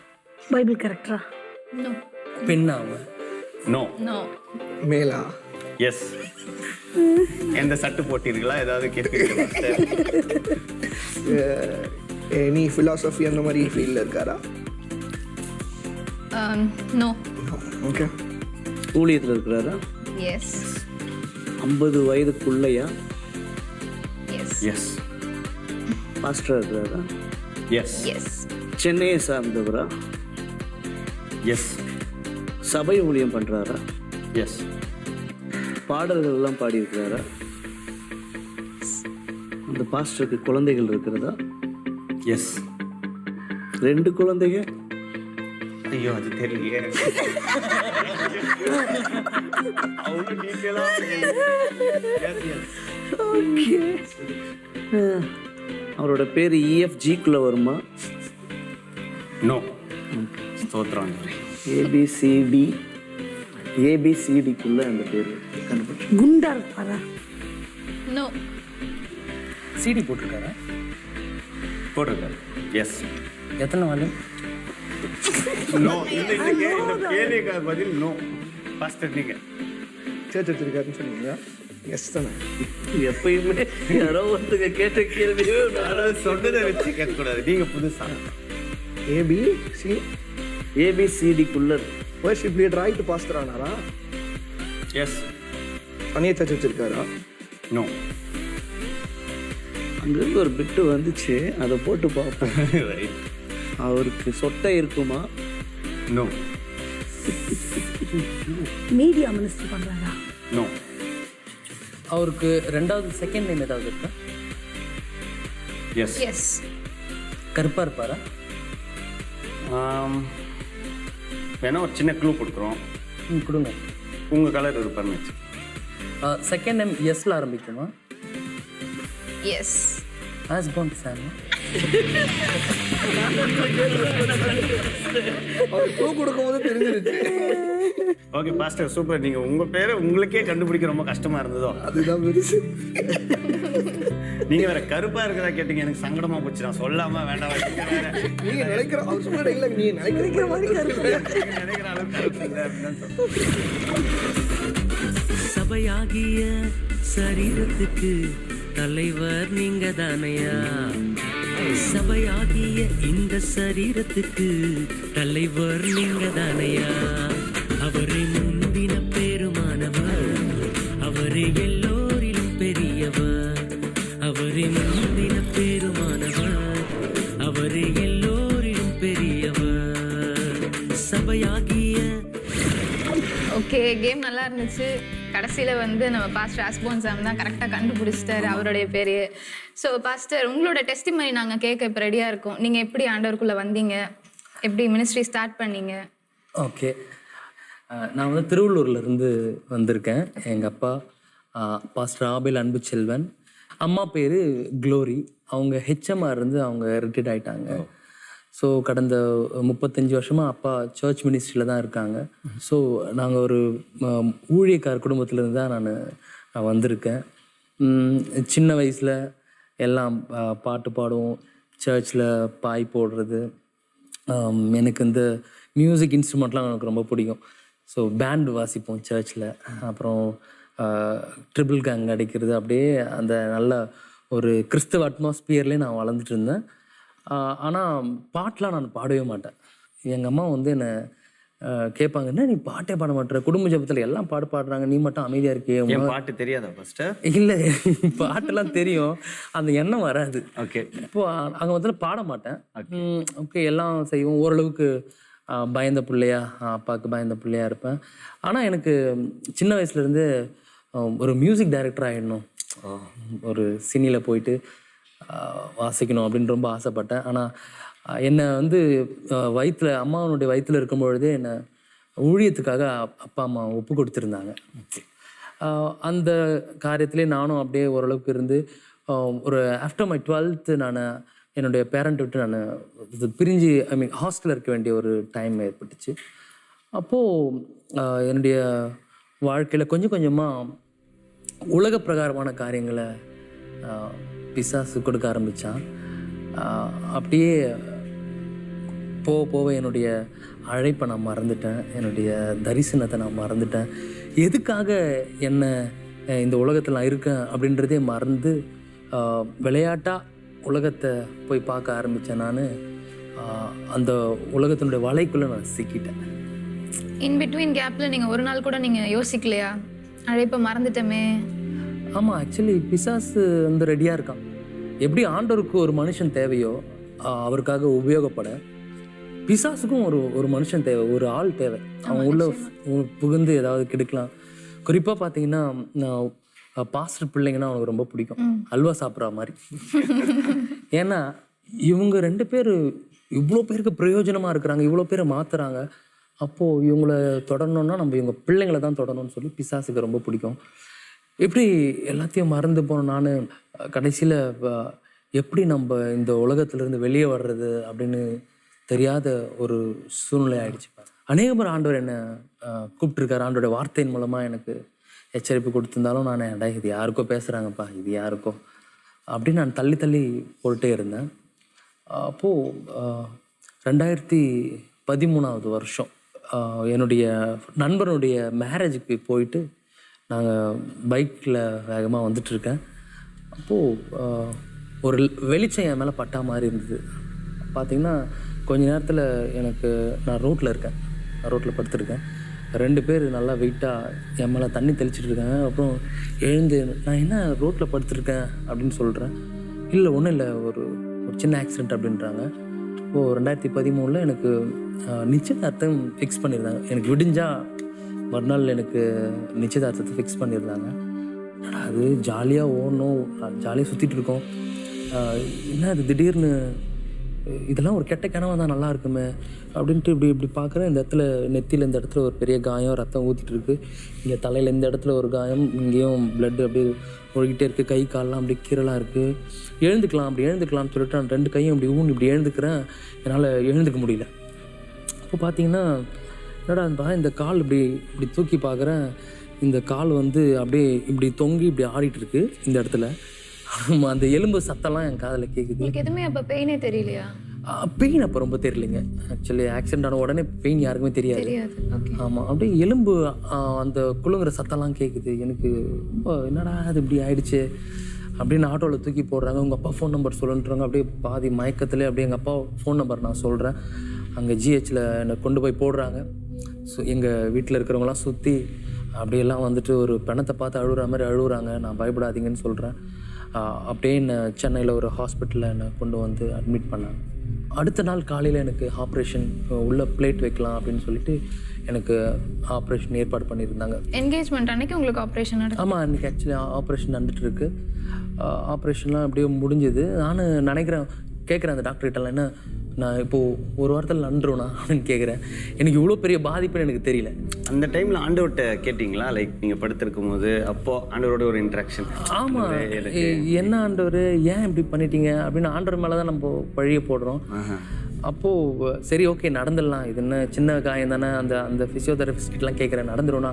நன்றி. ஆனால் கொஞ்ச நாள் போனால் அப்படியே என்னால் அது அப்படியே டிலே ஆகிட்டே இருக்குது, என்னால் நடக்க முடியாதுன்னு அப்படின்னு டாக்டர் சொல்லிட்டாங்க. அவ்வளோ சீரியஸாக ஆகிற அளவுக்கு அது என்ன ஆக்சிடென்ட்? நீங்கள் பைக் தான், அதுவும் ஒரு பைக் தான், ஆப்போசிட்டில் பைக் தான். கரெக்டாக அவங்க வந்து என்னுடைய கால்லையே மோதிட்டு இருக்காங்க. கரெக்டாக அடிச்சு அடி வந்து எலும்பு. நீங்கள் ஒரு ஆள் தான் போய்? நான் என்னோடய ஃப்ரெண்டு பின்னாடி உட்காந்து. அவருக்கு ஒன்றும் ஆகலை. அப்போது டாக்டர் சொல்லிட்டாங்க, இது வந்து இடுப்பில் இருந்து உங்களுடைய எலும்பு துகள்களை எடுத்து கிராஃப்டிங் பண்ணி மேலே பண்ணால் ஒரு ட்ரை பண்ணலாம் அப்படின்னாங்க. எல்லாராலையும் நான் கைவிடப்பட்டேன். பயங்கரமான வலி இருக்கும். ஆக்சுவலி எலும்பு உடையிறதுலாம் வந்து வேறு லெவலில் வலிக்கும், நமக்கு தூக்கமே வராது. கண்டிப்பாக. அப்போது ஆண்டவர்கிட்ட நான் கேட்டேன். ஆண்டவர் என்கிட்ட சொன்னார், தம்பி உன் வாழ்க்கையை என்கிட்ட ஒப்பு கொடு முழுசா. நான் வந்து பாவத்தோடு நான் உன்னை பயன்படுத்த முடியாது. நான் உன்னை உடைச்சிருக்கேன், உன்னை அழிக்கிறதுக்காக நான் உடைக்கல, உன்னை உருவாக்குறதுக்காக தான் நான் உன்னை வசனம் இருக்கு, அவர் காயப்படுத்தி கட்டு போடும். ஆமென். உன்னை உருவாக்குறதுக்காக தான் நான் உடைச்சேன் அப்படின்னு என் வாழ்க்கையை ஃபுல்லாக ஆண்டருக்கு நான் ஒப்பு கொடுக்க ஆரம்பித்தேன். இந்த நேரத்துலேயே நான் அப்படியே சப்பா ஆண்டர் காட்டினார், நன்மை இருக்குது தீமை இருக்குது, உனக்கு எது வேணுமோ நீ சூஸ் பண்ணிக்கப்பா. உன் வாழ்க்கை இதை விட மோசமாக போகணுன்னா நீ இன்னும் நீ எடுக்கிற முடியல, நீ போயிட்டுரு. உன் வாழ்க்கை நல்லா ஆகணும்னா நான் சொல்கிறத கேளுன்னு ஆண்டர் எனக்கு உணர்த்தினார். அப்போது ஆண்டவருக்கு என்னுடைய லைஃப்பை நான் அந்த வருஷமே நான் சரண்டர் பண்ண ஆரம்பித்தேன் 2013. அப்போது என்னால் உடஞ்சி போய் டாக்டர்கள் கைவிட்ட இந்த காரியத்தை ஆண்டவர் என்னை கைவிடலை. இந்த காலை ஆண்டவர் என்னை ஒட்ட வச்சார். எனக்கு அதுக்கப்புறம் எந்த சர்ஜரியும் பண்ணல? இல்லை, அப்போ பிளேட் உள்ளே வச்சிருக்கு, அதுவே ஃபெயிலியர் ஆகிருக்கு நிறைய பேருக்கு. பிளேட் வச்சு நான் இருக்கும்போது நிறைய பேருக்கு அந்த காலே அப்படியே பெண்டாக போயிருக்கு. நான் அங்கே போகும்போதே நிறைய பேர் பார்த்தேன், உங்களை மாதிரி தான் நானும் பிளேட் வச்சேன், ஆனால் எனக்கு நல்லா ஆகலைன்னு சொன்னாங்க. ஆனால் ஆண்டவர் வந்து எனக்கு சுகத்தை கற்றுக் கொடுத்தாரு. ஆண்டவர் எனக்கு சுகத்தை கொடுத்தாரு. அதே 2013 வருஷத்தினுடைய கடைசி நாட்களில் எனக்கு அதே பெண்ணோட கூட திருமணத்தை ஆண்டவர் நடத்தி முடிக்க செஞ்சார். இந்த சூழ்நிலையில் நம்பிக்கை இல்லாமல் நான் இருந்தேங்க. ஆக்சுவலி இன்றைக்கி வந்து ஆண்டவர் உயிர் தெழுந்த நாளில் நம்ம பேசிகிட்டு இருக்கோம். இன்றைக்கி ஏசப்பா வந்து என்னை தொடலைன்னா இன்றைக்கி நானும் உயிரோடு வந்து உட்காந்துருக்கேன், நானும் ஒரு செத்த பிணமாக தான் ஆயிருப்பேன். இன்றைக்கி ஆண்டவர் என்னை உயிரோடு எழுப்புனதால தான் இன்றைக்கு நான் உயிரோடு இருக்கிறேன். அப்போது ஆண்டவர் எனக்கு ஒரு அநேக பாடல்களை எழுதக்கூடிய கிருபை ஆண்டவர் கொடுத்தாரு. ஸோ 2016 சாங்ஸ் எழுதக்கூடிய கிருபையை கற்றுக் கொடுத்தார். நான் ஏற்கனவே சொல்லியிருந்தேன், நெகேமியா புத்தகத்தை வாசிக்கும் பொழுது அந்த 9ஆம் அதிகாரம் 6ஆம் வசனம், நீர் ஒருவரே வானங்களையும் வானாதி வானங்களையும் பூமி, அந்த வார்த்தையெல்லாம் என் உள்ளத்தில் ஏற்கனவே படித்த வசனம் தான். ஆனால் அந்த வசனங்கள் வேற மாதிரி கிரியை செய்யுது. ஏதோ என்னுடைய சக்திக்கு மீறின ஏதோ ஒரு காரியம் என்னுடைய உள்ளத்தில் இருக்கிறத நான் பார்க்குறேன். இதுவரை நான் என் காதில் கேட்காத டியூனை நான் கேட்குறேன். என்னுடைய அறிவுக்கு எட்டலைங்க. ஏன்னா நான் உங்ககிட்ட சொன்னேன் 12வது படிக்கும்போது நான் பாடினதே கிடையாது. நான் ஃபஸ்ட்டு நான் ஸ்டேஜில் ஏறி பாடினதே நான் 12th படிக்கும் போது தான். அப்போ அந்த முடிவில் தான் தைரியமாக பாடுறேன். பாட தெரியாது, எனக்கு பேச தெரியாது, எனக்கு பேக்ரவுண்டு கிடையாது, எனக்கு எப்படி சொல்கிறது, எனக்கு எதுவுமே தெரியாதுங்க. ஆனால் ஆண்டவர் யார் ஒருவன் ஆகாதவன் என்று தள்ளப்படுறானோ அவனையும் ஆண்டவர் மூளைக்கு தலைக்கலாய் கத்தர் மாற்றேன். ஸோ கர்த்தர் கொஞ்சம் கொஞ்சமாக இந்த பாடல் எழுதக்கூடிய காரியங்கள் எனக்கு உணர்த்தினார். நீர் ஒருவரே என்ற ஒரு ஆல்பத்தை போட ஆண்டவர் உதவி செய்தார். நிறைய பேர் ரிஜெக்ட் பண்ணாங்க, இந்த பாட்டு நல்லா இல்லைப்பா, யூரா மாதிரி எழுது, அது மாதிரி எழுதுலாம் சொன்னாங்க. ஆனால் ஆண்டவர் அதுலேயும் ஒரு ஜெயத்தை கொடுத்து ஐசக் தர்மகுமார்ன்ற என்னோடய ஃப்ரெண்டு அவர் மியூசிக் பண்ணி இன்றைக்கு அநேக ஆயிரங்களுக்கு லட்சங்களுக்கு அந்த பாடல் பிரயோஜனமாக ஆண்டவருக்கு உதவி செய்தார். இன்றைக்கு என்னுடைய சூழ்நிலை மாறிடுச்சு. ஸோ நான் என்ன சொல்ல வரேன்னா, இந்த நிகழ்ச்சியை பார்த்து கொண்டிருக்கிற வாலிபனே, சகோதரியே, உங்கள் வாழ்க்கையை ஏசப்பாவுக்கு ஒப்பு கொடுங்க. உங்கள் லைஃப் ஆண்டவருக்கு ஒப்பு கொடுங்க. ஐயோ எனக்கு பேக்ரவுண்ட் இல்லையே, எனக்கு உதவி செய்ய யாரும் இல்லையே, எனக்கு பணம் இல்லையே, நான் இந்த குடும்பத்தில் பிறந்துட்டேனே அப்படின்னு நீங்கள் நினைக்காதீங்க. எவரையும் மேன்மைப்படுத்தவும் எவரையும் பலப்படுத்தவும் அவருடைய கரத்தினால் ஆகும். உயிர்த்தெழுந்த இயேசு கிறிஸ்து உங்களையும் இன்றைக்கு உயிரோடு கூட எழுப்ப விரும்புகிறார். என் வாழ்க்கையே மாறிடுச்சிங்க. ஒரு காலத்தில் பாவி என்ற ஒரு உணர்வோடு நான் இருப்பேன். ஐயோ நான் எதுக்குமே யாருக்குமே பிரயோஜனப்படலையே அப்படின்ற ஃபீல்டில் இருப்பேன். ஆனால் இன்றைக்கு யார் ஒரு அப்படி நான் ஒரு சூழ்நிலை இருந்தனோ அதை அப்படியே ஆண்டவர் தலைக்கீழ மாற்றிட்டார். பிரயோஜனப்படக்கூடிய பாத்திரமா என்ன ஆண்டவர் மாற்றிட்டார். இப்போ நம்மளுடைய குடும்பம், உற்றார் உறவினர்லாம் இருப்பாங்க. நீங்கள் ஊழியத்தின் ஆரம்ப காலத்தில் சொல்கிறேன். ஸோ அதுக்கு முன்பாக நீங்கள் ஒரு வாழ்க்கையை வாழ்த்தீங்க. இப்போ ஆண்டவருக்குள்ளே வந்திருக்கீங்க. அப்போ ஆண்டவர் உங்களை நடத்துகிறாங்க. ஆனால் ஆரம்ப காலத்தில் சிலர் உங்களை வெறுத்திருப்பாங்களே. சில பேர் சொல்லியிருப்பாங்க, இவரெல்லாம் உருப்பட மாட்டார், இவர் வரமாட்டார்னு. பொதுவாக எல்லாருடைய ஊழியக்கார குடும்பத்தில் அவருடைய பிள்ளைகளை சொல்கிற இயல்பான வார்த்தைகள் தான். ஸோ அந்த மாதிரி ஏதாவது சம்பவங்கள் சிலர் என்ன இப்படி சொன்னாங்க? நடந்திருக்கு. ஆக்சுவலி எனக்கு க்ளோஸாக இருந்தவங்களே, எங்கள் ஊழியத்தில் இருந்தவங்களே கூட என் காது பட சொல்லியிருக்காங்க, இவன்லாம் அவங்க அப்பா பேர் எடுக்க மாட்டான், இவன்லாம் வந்து அவங்க அப்பா ஊழியத்துக்கு எடுத்துருவான் அப்படின்னு சொல்லியிருக்காங்க. ஆனால் இன்றைக்கு ஆண்டவர் அந்த சூழ்நிலாம் தலைக்கீழ ஆண்டவர் மாற்றிருக்காரு. அவர் சின்னவனை 1000 மாற்ற முடியும், சிறியவனை பலத்த ஜாதியாய் மாற்ற முடியும். ஆண்டவர் ஏற்ற வேலையில் எல்லாரையும் உயர்த்துவார், எல்லாரையும் பயன்படுத்துவார். இன்றைக்கு ஐயோ எனக்கு இந்த டேலண்ட் இருக்குது, என்னை பார்க்க யாரும் இல்லையா அப்படின்னு நீங்கள் நினைக்காதீங்க. நான் ஒரு மூலையில் தான் இருக்கேன். நான் ஒன்றும் சிட்டிக்குள்ளே இல்லை, நான் ஒரு மூலையில் இருந்தேன். ஆனால் மூலையில் ஆண்டவர் நான் ஆராதித்தேன். யாரும் இவங்க பார்க்குறாங்க அவங்க பார்க்குறாங்களா, என்ன ஆண்டவர் பார்க்குறாருயா, என் ஆராதனை ஆண்டவர் பார்க்குறாரு, என் ஊழியத்தை ஆண்டவர் பார்க்குறாரு. இன்றைக்கு எதுவும் என்கிட்ட பணம் இல்லை, அதுக்கெல்லாம் நீங்கள் கவலையப்படாதீங்க. ஆண்டவருக்காக உண்மையாக நின்று பாருங்க. எந்த சூழ்நிலை நின்று பாருங்க, ஆண்டவர் உங்களை உயர்த்துவார், தானாக உங்களை உயர்த்துவார். ஆமென். கிரகிக்க கூடாத பெரிய காரியங்களை ஆண்டவர் செய்வார். பாஸ்டர், இவ்வளோ பாடுகள் நிறைந்த வாழ்க்கை, ஆண்டவரை விட்டு விலகி போய் திரும்பி ஆண்டவர் கிருபையா உங்களை அழைத்து ஆண்டவருக்கு ஒருத்தருக்கு வேணும்னு அவர் தீர்மானம் பண்ணிட்டாருன்னா அவர் எப்படியாவது அவங்களை கொண்டு அது வழி கொடுப்பாரு. என்னன்னா ஆனால் அதுக்கப்புறம் அதோடைய அனுபவம் ரொம்ப நம்மளுக்கு ஆசீர்வாதமா இருக்கும். அவர் நம்ம மேன்மையாக தான் நடத்துறாரு. ஸோ இவ்வளோ நீங்கள் கடந்து அந்த ஒரு பாதையும் நீங்கள் அழகாக விவரிச்சிங்க. ஸோ இப்போ எங்களுக்காக அந்த சூழ்நிலைக்கு ஏற்ற அந்த ஒரு பாடல் சொன்னீங்களே, எங்களுக்காக அந்த அழகான பாடலை நீங்கள் பாடும்போது அது ரொம்ப ஆசீர்வாதம். சத்தவன போல மறக்கப்பட்டே மனிதர்களால் நான் ஒதுக்கப்பட்டேன். தேடி வந்தவர் தேற்றி அணைத்தவர், நம்பிக்கையின் வாசலை எனக்காக திறந்தவர். தேடி வந்தவர் தேற்றி அணைத்தவர், நம்பிக்கையின் வாசலை எனக்காக திறந்தவர். நம்பத்தக்கவர் அவர், உண்மையுள்ளவர் இயேசு, நம்பத்தக்கவர் அவர், ரொம்ப நல்லவர். யாருண்டு எனக்கு, இங்கு எதுவும் இல்லை எனக்கு, கண்ணீரை தவிர ஏதும் சொந்தமில்லையே. ஆகோரின் பள்ளத்தாக்கை கொடுத்தவர், நம்பிக்கையின் வாசல் ஒன்று திறந்தாரே. ஆகோரின் பள்ளத்தாக்கை கொடுத்தவர், நம்பிக்கையின் வாசல் ஒன்று திறந்தாரே. அவர் நம்பத்தக்கவர், அவர் உண்மையுள்ளவர் இயேசு, நம்பத்தக்கவர் அவர், ரொம்ப நல்லவர்.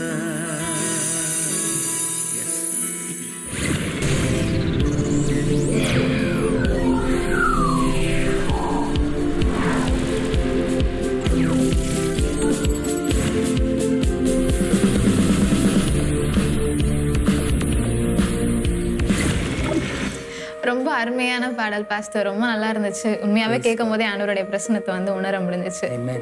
ஓகே, இது வரைக்கும் வந்து நம்ம 3 டெஸ்டிமோனிஸ் நம்ம கேட்டிருக்கோம். அதுல வந்து முக்கியமா பாஸ்டர் ராஸ்பான் சொன்னதும் பாஸ்டர் பிளெஸிங் சொன்னதும் பார்த்தா, அவங்க வந்து ஆண்டவர் வேண்டாம், ஊழியம் வேண்டாம் அப்படின்னு நினைச்சா கூட ஆண்டவர் அவருக்கு வேணும் அப்படின்னு சொன்னதுனால அவர் எப்படியோ வந்து பிடிச்சி இப்போ பயன்படுத்திட்டு இருக்காங்க.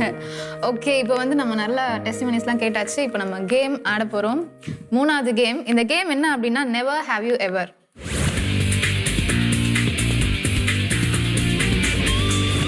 இது ரொம்ப சிம்பிளான கேம் தான். நாங்கள் ஒரு கொஸ்டின் சொல்லுவோம். அந்த கொஸ்டினுக்கு வந்து உங்களுக்கு ஓகே அக்ரி பண்ணுறீங்க அப்படின்னா உங்கள் கையில் ஒரு கார்டு கொடுத்துருக்கோம், க்ரீன் அண்ட் ரெட் இருக்கும். அதில் அந்த கொஸ்டினுக்கு வந்து நீங்கள் அக்ரி பண்ணுறீங்க அப்படின்னா நீங்கள் அந்த க்ரீன் காட்டணும். ஓகே. சப்போஸ் இந்த கொஸ்டினுக்கு நீங்கள் டிஸ்அக்ரி பண்ணுறீங்கன்னா ரெட் கலர் காட்டணும். Okay, very simple. Okay, first question என்னன்னா, நீங்கள் வர்ஷிப் லீட் பண்ணும்போது உங்களுடைய வர்ஷிப் டீம் உங்களுக்கு சப்போர்ட் பண்ணுற டீம் மேலே கோவப்பட்டிருக்கீங்களா? Okay, so கோவப்பட்டிருக்கீங்க. எதனால்? வர்ஷிப் பண்ணும்போது சும்மா ஒரு இன்ஸ்ட்ருமெண்ட்டில் வர்ஷிப் பண்ணும்போது கொஞ்சம் ஈஸி. ஆனால் நான் மியூசிஷியன்ஸோட வர்ஷிப் பண்ணும்போது அவங்களும் அந்த ப்ரெசன்ஸில் ஃபில்ட் ஆகிருக்கணும் அப்படின்னு சொல்லி நினைப்பேன். இல்லாட்டினா அந்த மியூசிக் வந்து நமக்கு வந்து சம்டைம்ஸ் வந்து அந்த வர்ஷிப்பை கொஞ்சம் டிஸ்டர்ப் பண்ணும். அதனால what kind of worship team we have, how many members அப்படிங்கிறத விட நம்ம குவாலிட்டியான அந்த ப்ரெசன்ஸில் இருக்கிறவங்களோட போகும்போது அது ரொம்ப அந்த மாதிரி சம்டைம்ஸ் வந்து அவங்க கொஞ்சம் அதில் இது பண்ணும்போது அவங்களை டைரெக்டாக அப்போ பண்ண மாட்டேன். இல்லை சம்டைம்ஸ் என்ன பண்ணுவோம், பாட்டு வரும் அப்படின்னு பார்த்துட்டு இருப்போம், பாட்டே கொடுத்துருக்க மாட்டேங்க, எங்கேயா இருக்கிறீங்க அப்படின்னு சொல்லி. ஸோ அந்த மாதிரி. ஓகே, இதெல்லாம் லைவ்லையா ப்ராக்டிஸ்லையா? லைவ்ல வந்து கொஞ்சம் காட்டிக்க மாட்டோம். வெளியில வந்தோடனே என்னப்பா இதை பண்ணிட்டேன், இப்படி பண்ணியிருக்க கோவம் வரும். ஆனால் நான் சம்டைம்ஸ் கோவம் வரும். ஆனால் எனக்கு என்னென்னா எடுத்த உடனே ஒருத்தங்க அடிக்கடி ஏதாவது பண்ணும்போது தான் சம்டைம்ஸ் கொஞ்சம் என்ன ரொம்ப திருப்பி பண்ணிட்டு இருக்கீங்களா, இல்லை ஃபர்ஸ்ட் டைம் வந்து அவங்களை கூப்பிட்டு இப்படி பண்ணியிருந்தா அது நல்லா இருக்கும், எனக்கு இப்படி டிஸ்டர்பாக இருந்துச்சு அப்படின்னு சொல்லுவேன். நீங்கள் சொல்லுங்க பாஸ்டர், எப்போ கோவப்பட்டிருக்கீங்க?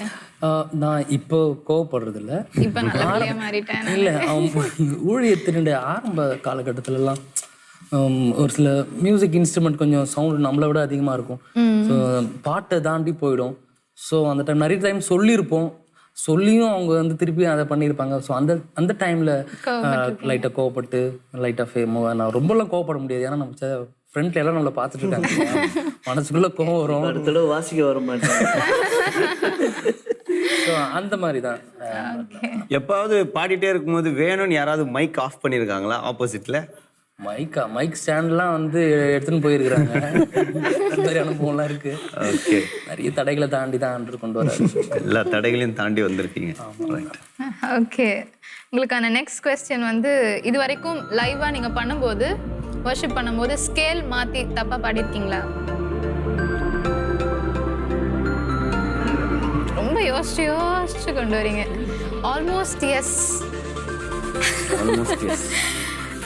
பாஸ்டர் பியூலா மட்டும் இல்ல எனக்கு அந்த டிஸ்டர்பன்ஸ் கொஞ்சம் இல்ல. ஓகே, கரெக்டா எல்லாமே எப்பயுமே ஸ்கேல்ல பண்ணிடுவீங்க. ஸ்கேல்ல மட்டும் தான் கரெக்டா பாட தெரியும், மற்றதெல்லாம் தெரியல.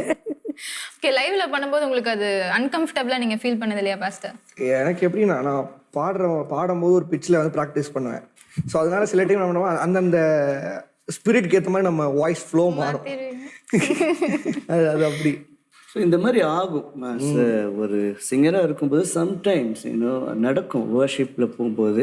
ஆனால் நீங்கள் ஒரு பெரிய க்ரௌடில் வந்து நீங்கள் ஒரு வர்ஷிப் பண்ணிகிட்டு இருக்கிறீங்க, அப்படி வரும்போது அப்படி ஆச்சுன்னா சம்டைம்ஸ் என்னென்னா அது ஒரு கில்ட்டியாகவே ஃபீல் பண்ணிங்கன்னா அடுத்தவங்களால வர்ஷிப் பண்ண முடியும். ஸோ அதை வந்து okay I made a mistake, but அதை வந்து அப்படியே சம்டைம்ஸ் என்ன பண்ணுவேன், இப்படி ஏதாவது மாறிடுச்சா, சரி இன்னொரு தடவை நம்ம என்ன பண்ணுவோம், அவங்களை ஏதாவது ஒரு வேர்டு கொடுத்து சமாளித்து நீங்கள் இன்னொரு தடவை நம்ம வில் ஸ்டார்ட் அப்படின்னு சொல்லி என்ன பண்ணிடணும், அதை ஒரு மேனேஜ் பண்ணி போகும்போது.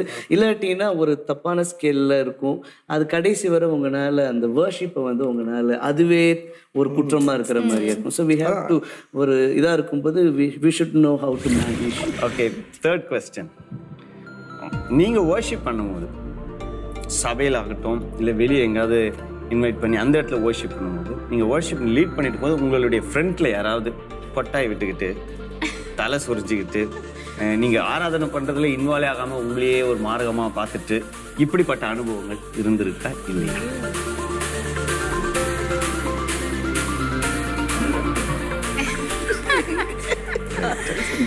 ஓகே ஃபர்ஸ்ட் நீங்க சொல்லுங்க, எந்த இடம் சொல்ல வேண்டாம், ஊரும் சொல்ல வேண்டாம், அந்த அனுபவம் எப்படி இருந்தது, அந்த நபர் நீங்க.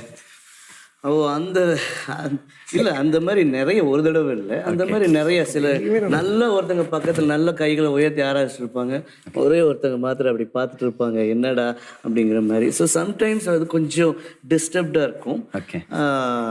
பட் அவங்கள நம்ம ஃபோக்கஸ் பண்ணணும் அப்படின்னு சொன்னால் நமக்கும் வராது. But we should not focus them.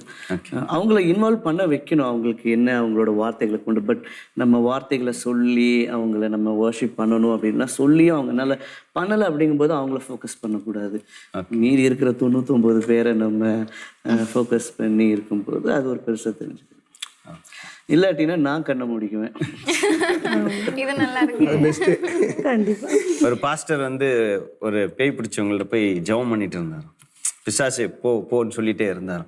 அந்த பிசாசு போக மாட்டேன்னு சொல்லிட்டே இருந்தார். திரும்பி நீ போய் அவனை நரகத்துக்கு போன்னு கட்டளை கொடுத்துட்டே இருக்காரு. போலியான் கடைசியில் நீ போறியா இல்லையா, போக மாட்டேன், சரி நீ இரு நான் போறேன்ற மாதிரி பாஸ்டர் வந்து சரி நீ செய்ய மாட்டேன் நானும் அதை கண்டுபிடி செய்யறேன் அப்படின்னு ஒரு கட்டாயத்தில் வந்துட்டு. பாஸ்டர் உங்களுடைய அனுபவம் அந்த மாதிரி? ஆக்சுவலி ஒரு முறை நான் ஒரு ஹீலிங் ப்ரேயர் அங்கே கூப்பிட்டுருந்தாங்க. அப்போது அங்கே அந்த கூட்டத்தில் நிறைய வயசானவங்க இருந்தாங்க. அப்போது நான் ஒரு புது சாங் ஒன்று பாடிட்டு இருந்தேன். சபையே ஓ சபையே ஆதியில் கொண்ட அன்பு, அது இன்னும் வரல, இப்போ தான் ஒர்க் போயிட்டுருக்கு. அந்த பாட்டு நான் சொல்லி கொடுத்துட்டு இருக்கிறேன். சபையே ஓ சபையே அப்படின்னு நான் பாடிட்டு இருக்கேன். எங்கே கீழே வந்து எக்கோ வருது, சபாய் சாபாய் அப்படின்றாங்க. என்ன மீறி போகுது அந்த எக்கோ, அதனால பாட முடியல, யாரா அதுன்னு பார்த்தா ஒரு ஆயா. சரி அதையும் தாண்டி நம்ம அதை கண்ட்ரோல் பண்ணி அடுத்த லெவலுக்கு கொண்டு போகணும், அதுதான் ஆராதனை. Next question. வர்ஷிப் லீட் பண்ணும்போது இல்லை நீங்கள் மெசேஜ் ஷேர் பண்ணிட்டு இருக்கும்போது உங்களுக்கு ஒரு துண்டு சீட்டு வரும்ல, முடிச்சுக்கோங்க டைம் ஆயிடுச்சு கேட்கும் போதே தலையில் கை வச்சிட்டீங்க மாஸ்டர் வரும், இப்போ முடிச்சிருங்க சீக்கிரமாக முடிச்சிருங்க அப்படின்னு வரும்போது உங்களுடைய ரியாக்ஷன் அப்படி ஆயிருக்கா? First yes or no? Yes. எல்லாரும் அந்த பாதை வழியாக கடந்து வந்திருக்கீங்க. ஓகே, நீங்க சொல்லுங்க பாஸ்டர், எப்போ உங்களுக்கு அந்த மாதிரி எக்ஸ்பீரியன்ஸ் நடந்திருக்கு?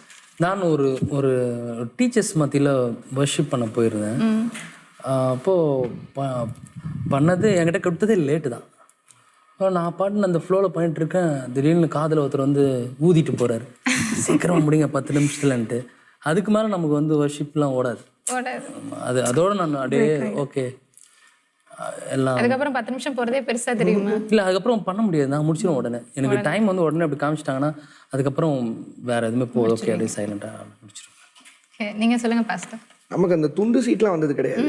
அந்த வர்ஷிப் வந்த புதுசில் வர்ஷிப் நல்லா போயிட்டு இருப்பேன். எங்கள் அப்பா மேடை ஏறி வந்துடுவார், வந்து மைக்கை பிடிச்சிட்டு ஆமேன் ஆமேன்னு ஒரு பாடும்போது, ஏன்னா நான் முடிக்கணும்ன்ட்டு துண்டு சீட்லாம் வராது.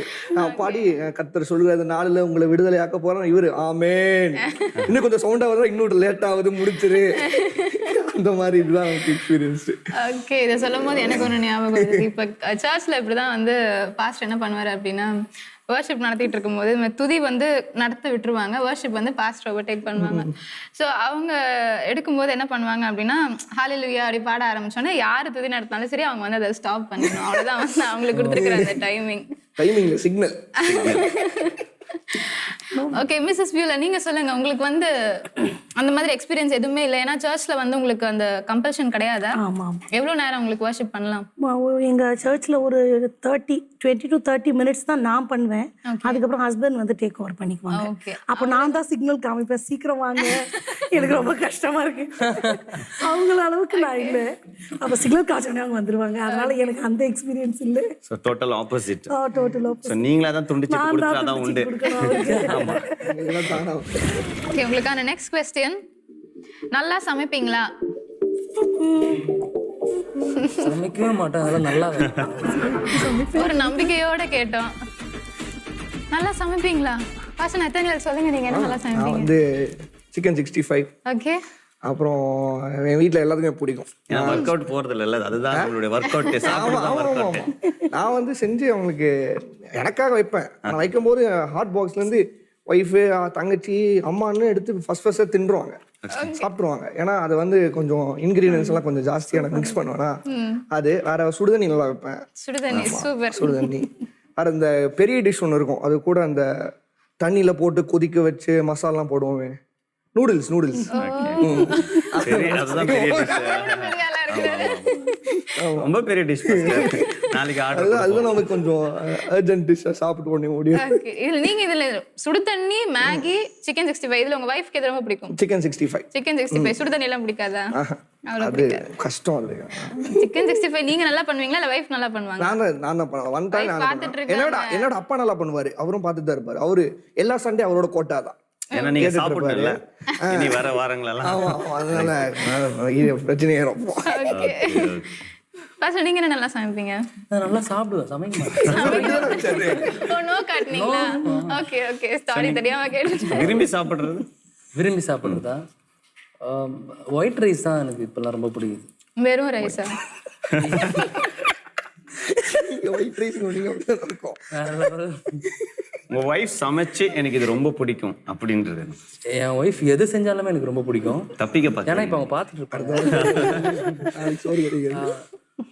என் ஒய்ஃப் அதனாலதான் ஒயிட் ரைஸ்னு சொல்லிருக்கீங்க. உங்க வைஃப் அதான் செய்யறாங்களோ? எல்லாமே நல்லா செய்வாங்க. எனக்கு எது சொல்றதுன்னு தெரியல. என்ன சொன்னா அடுத்த வேலைக்கு கிடைக்கும். சீரியஸாவே என் ஒய்ஃப் வந்து ரொம்ப நல்லா சமைப்பாங்க.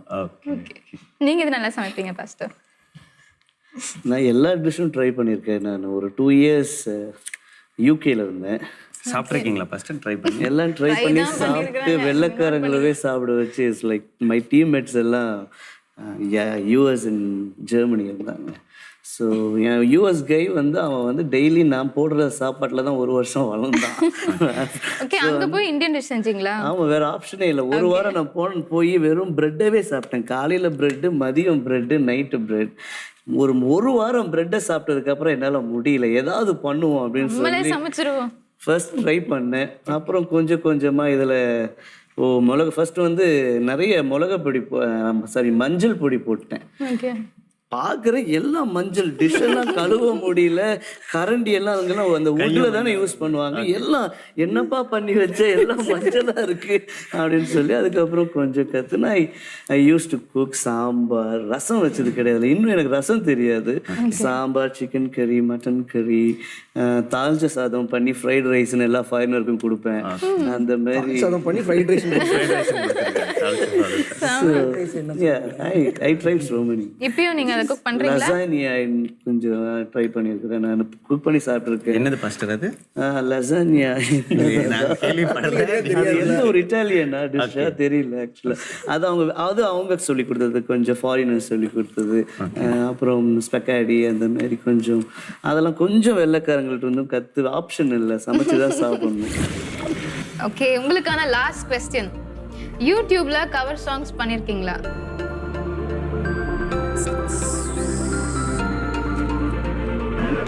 ரொம்ப யோசிச்சு எப்பயுமே காடை திருப்புறதுல ரொம்ப பயந்து.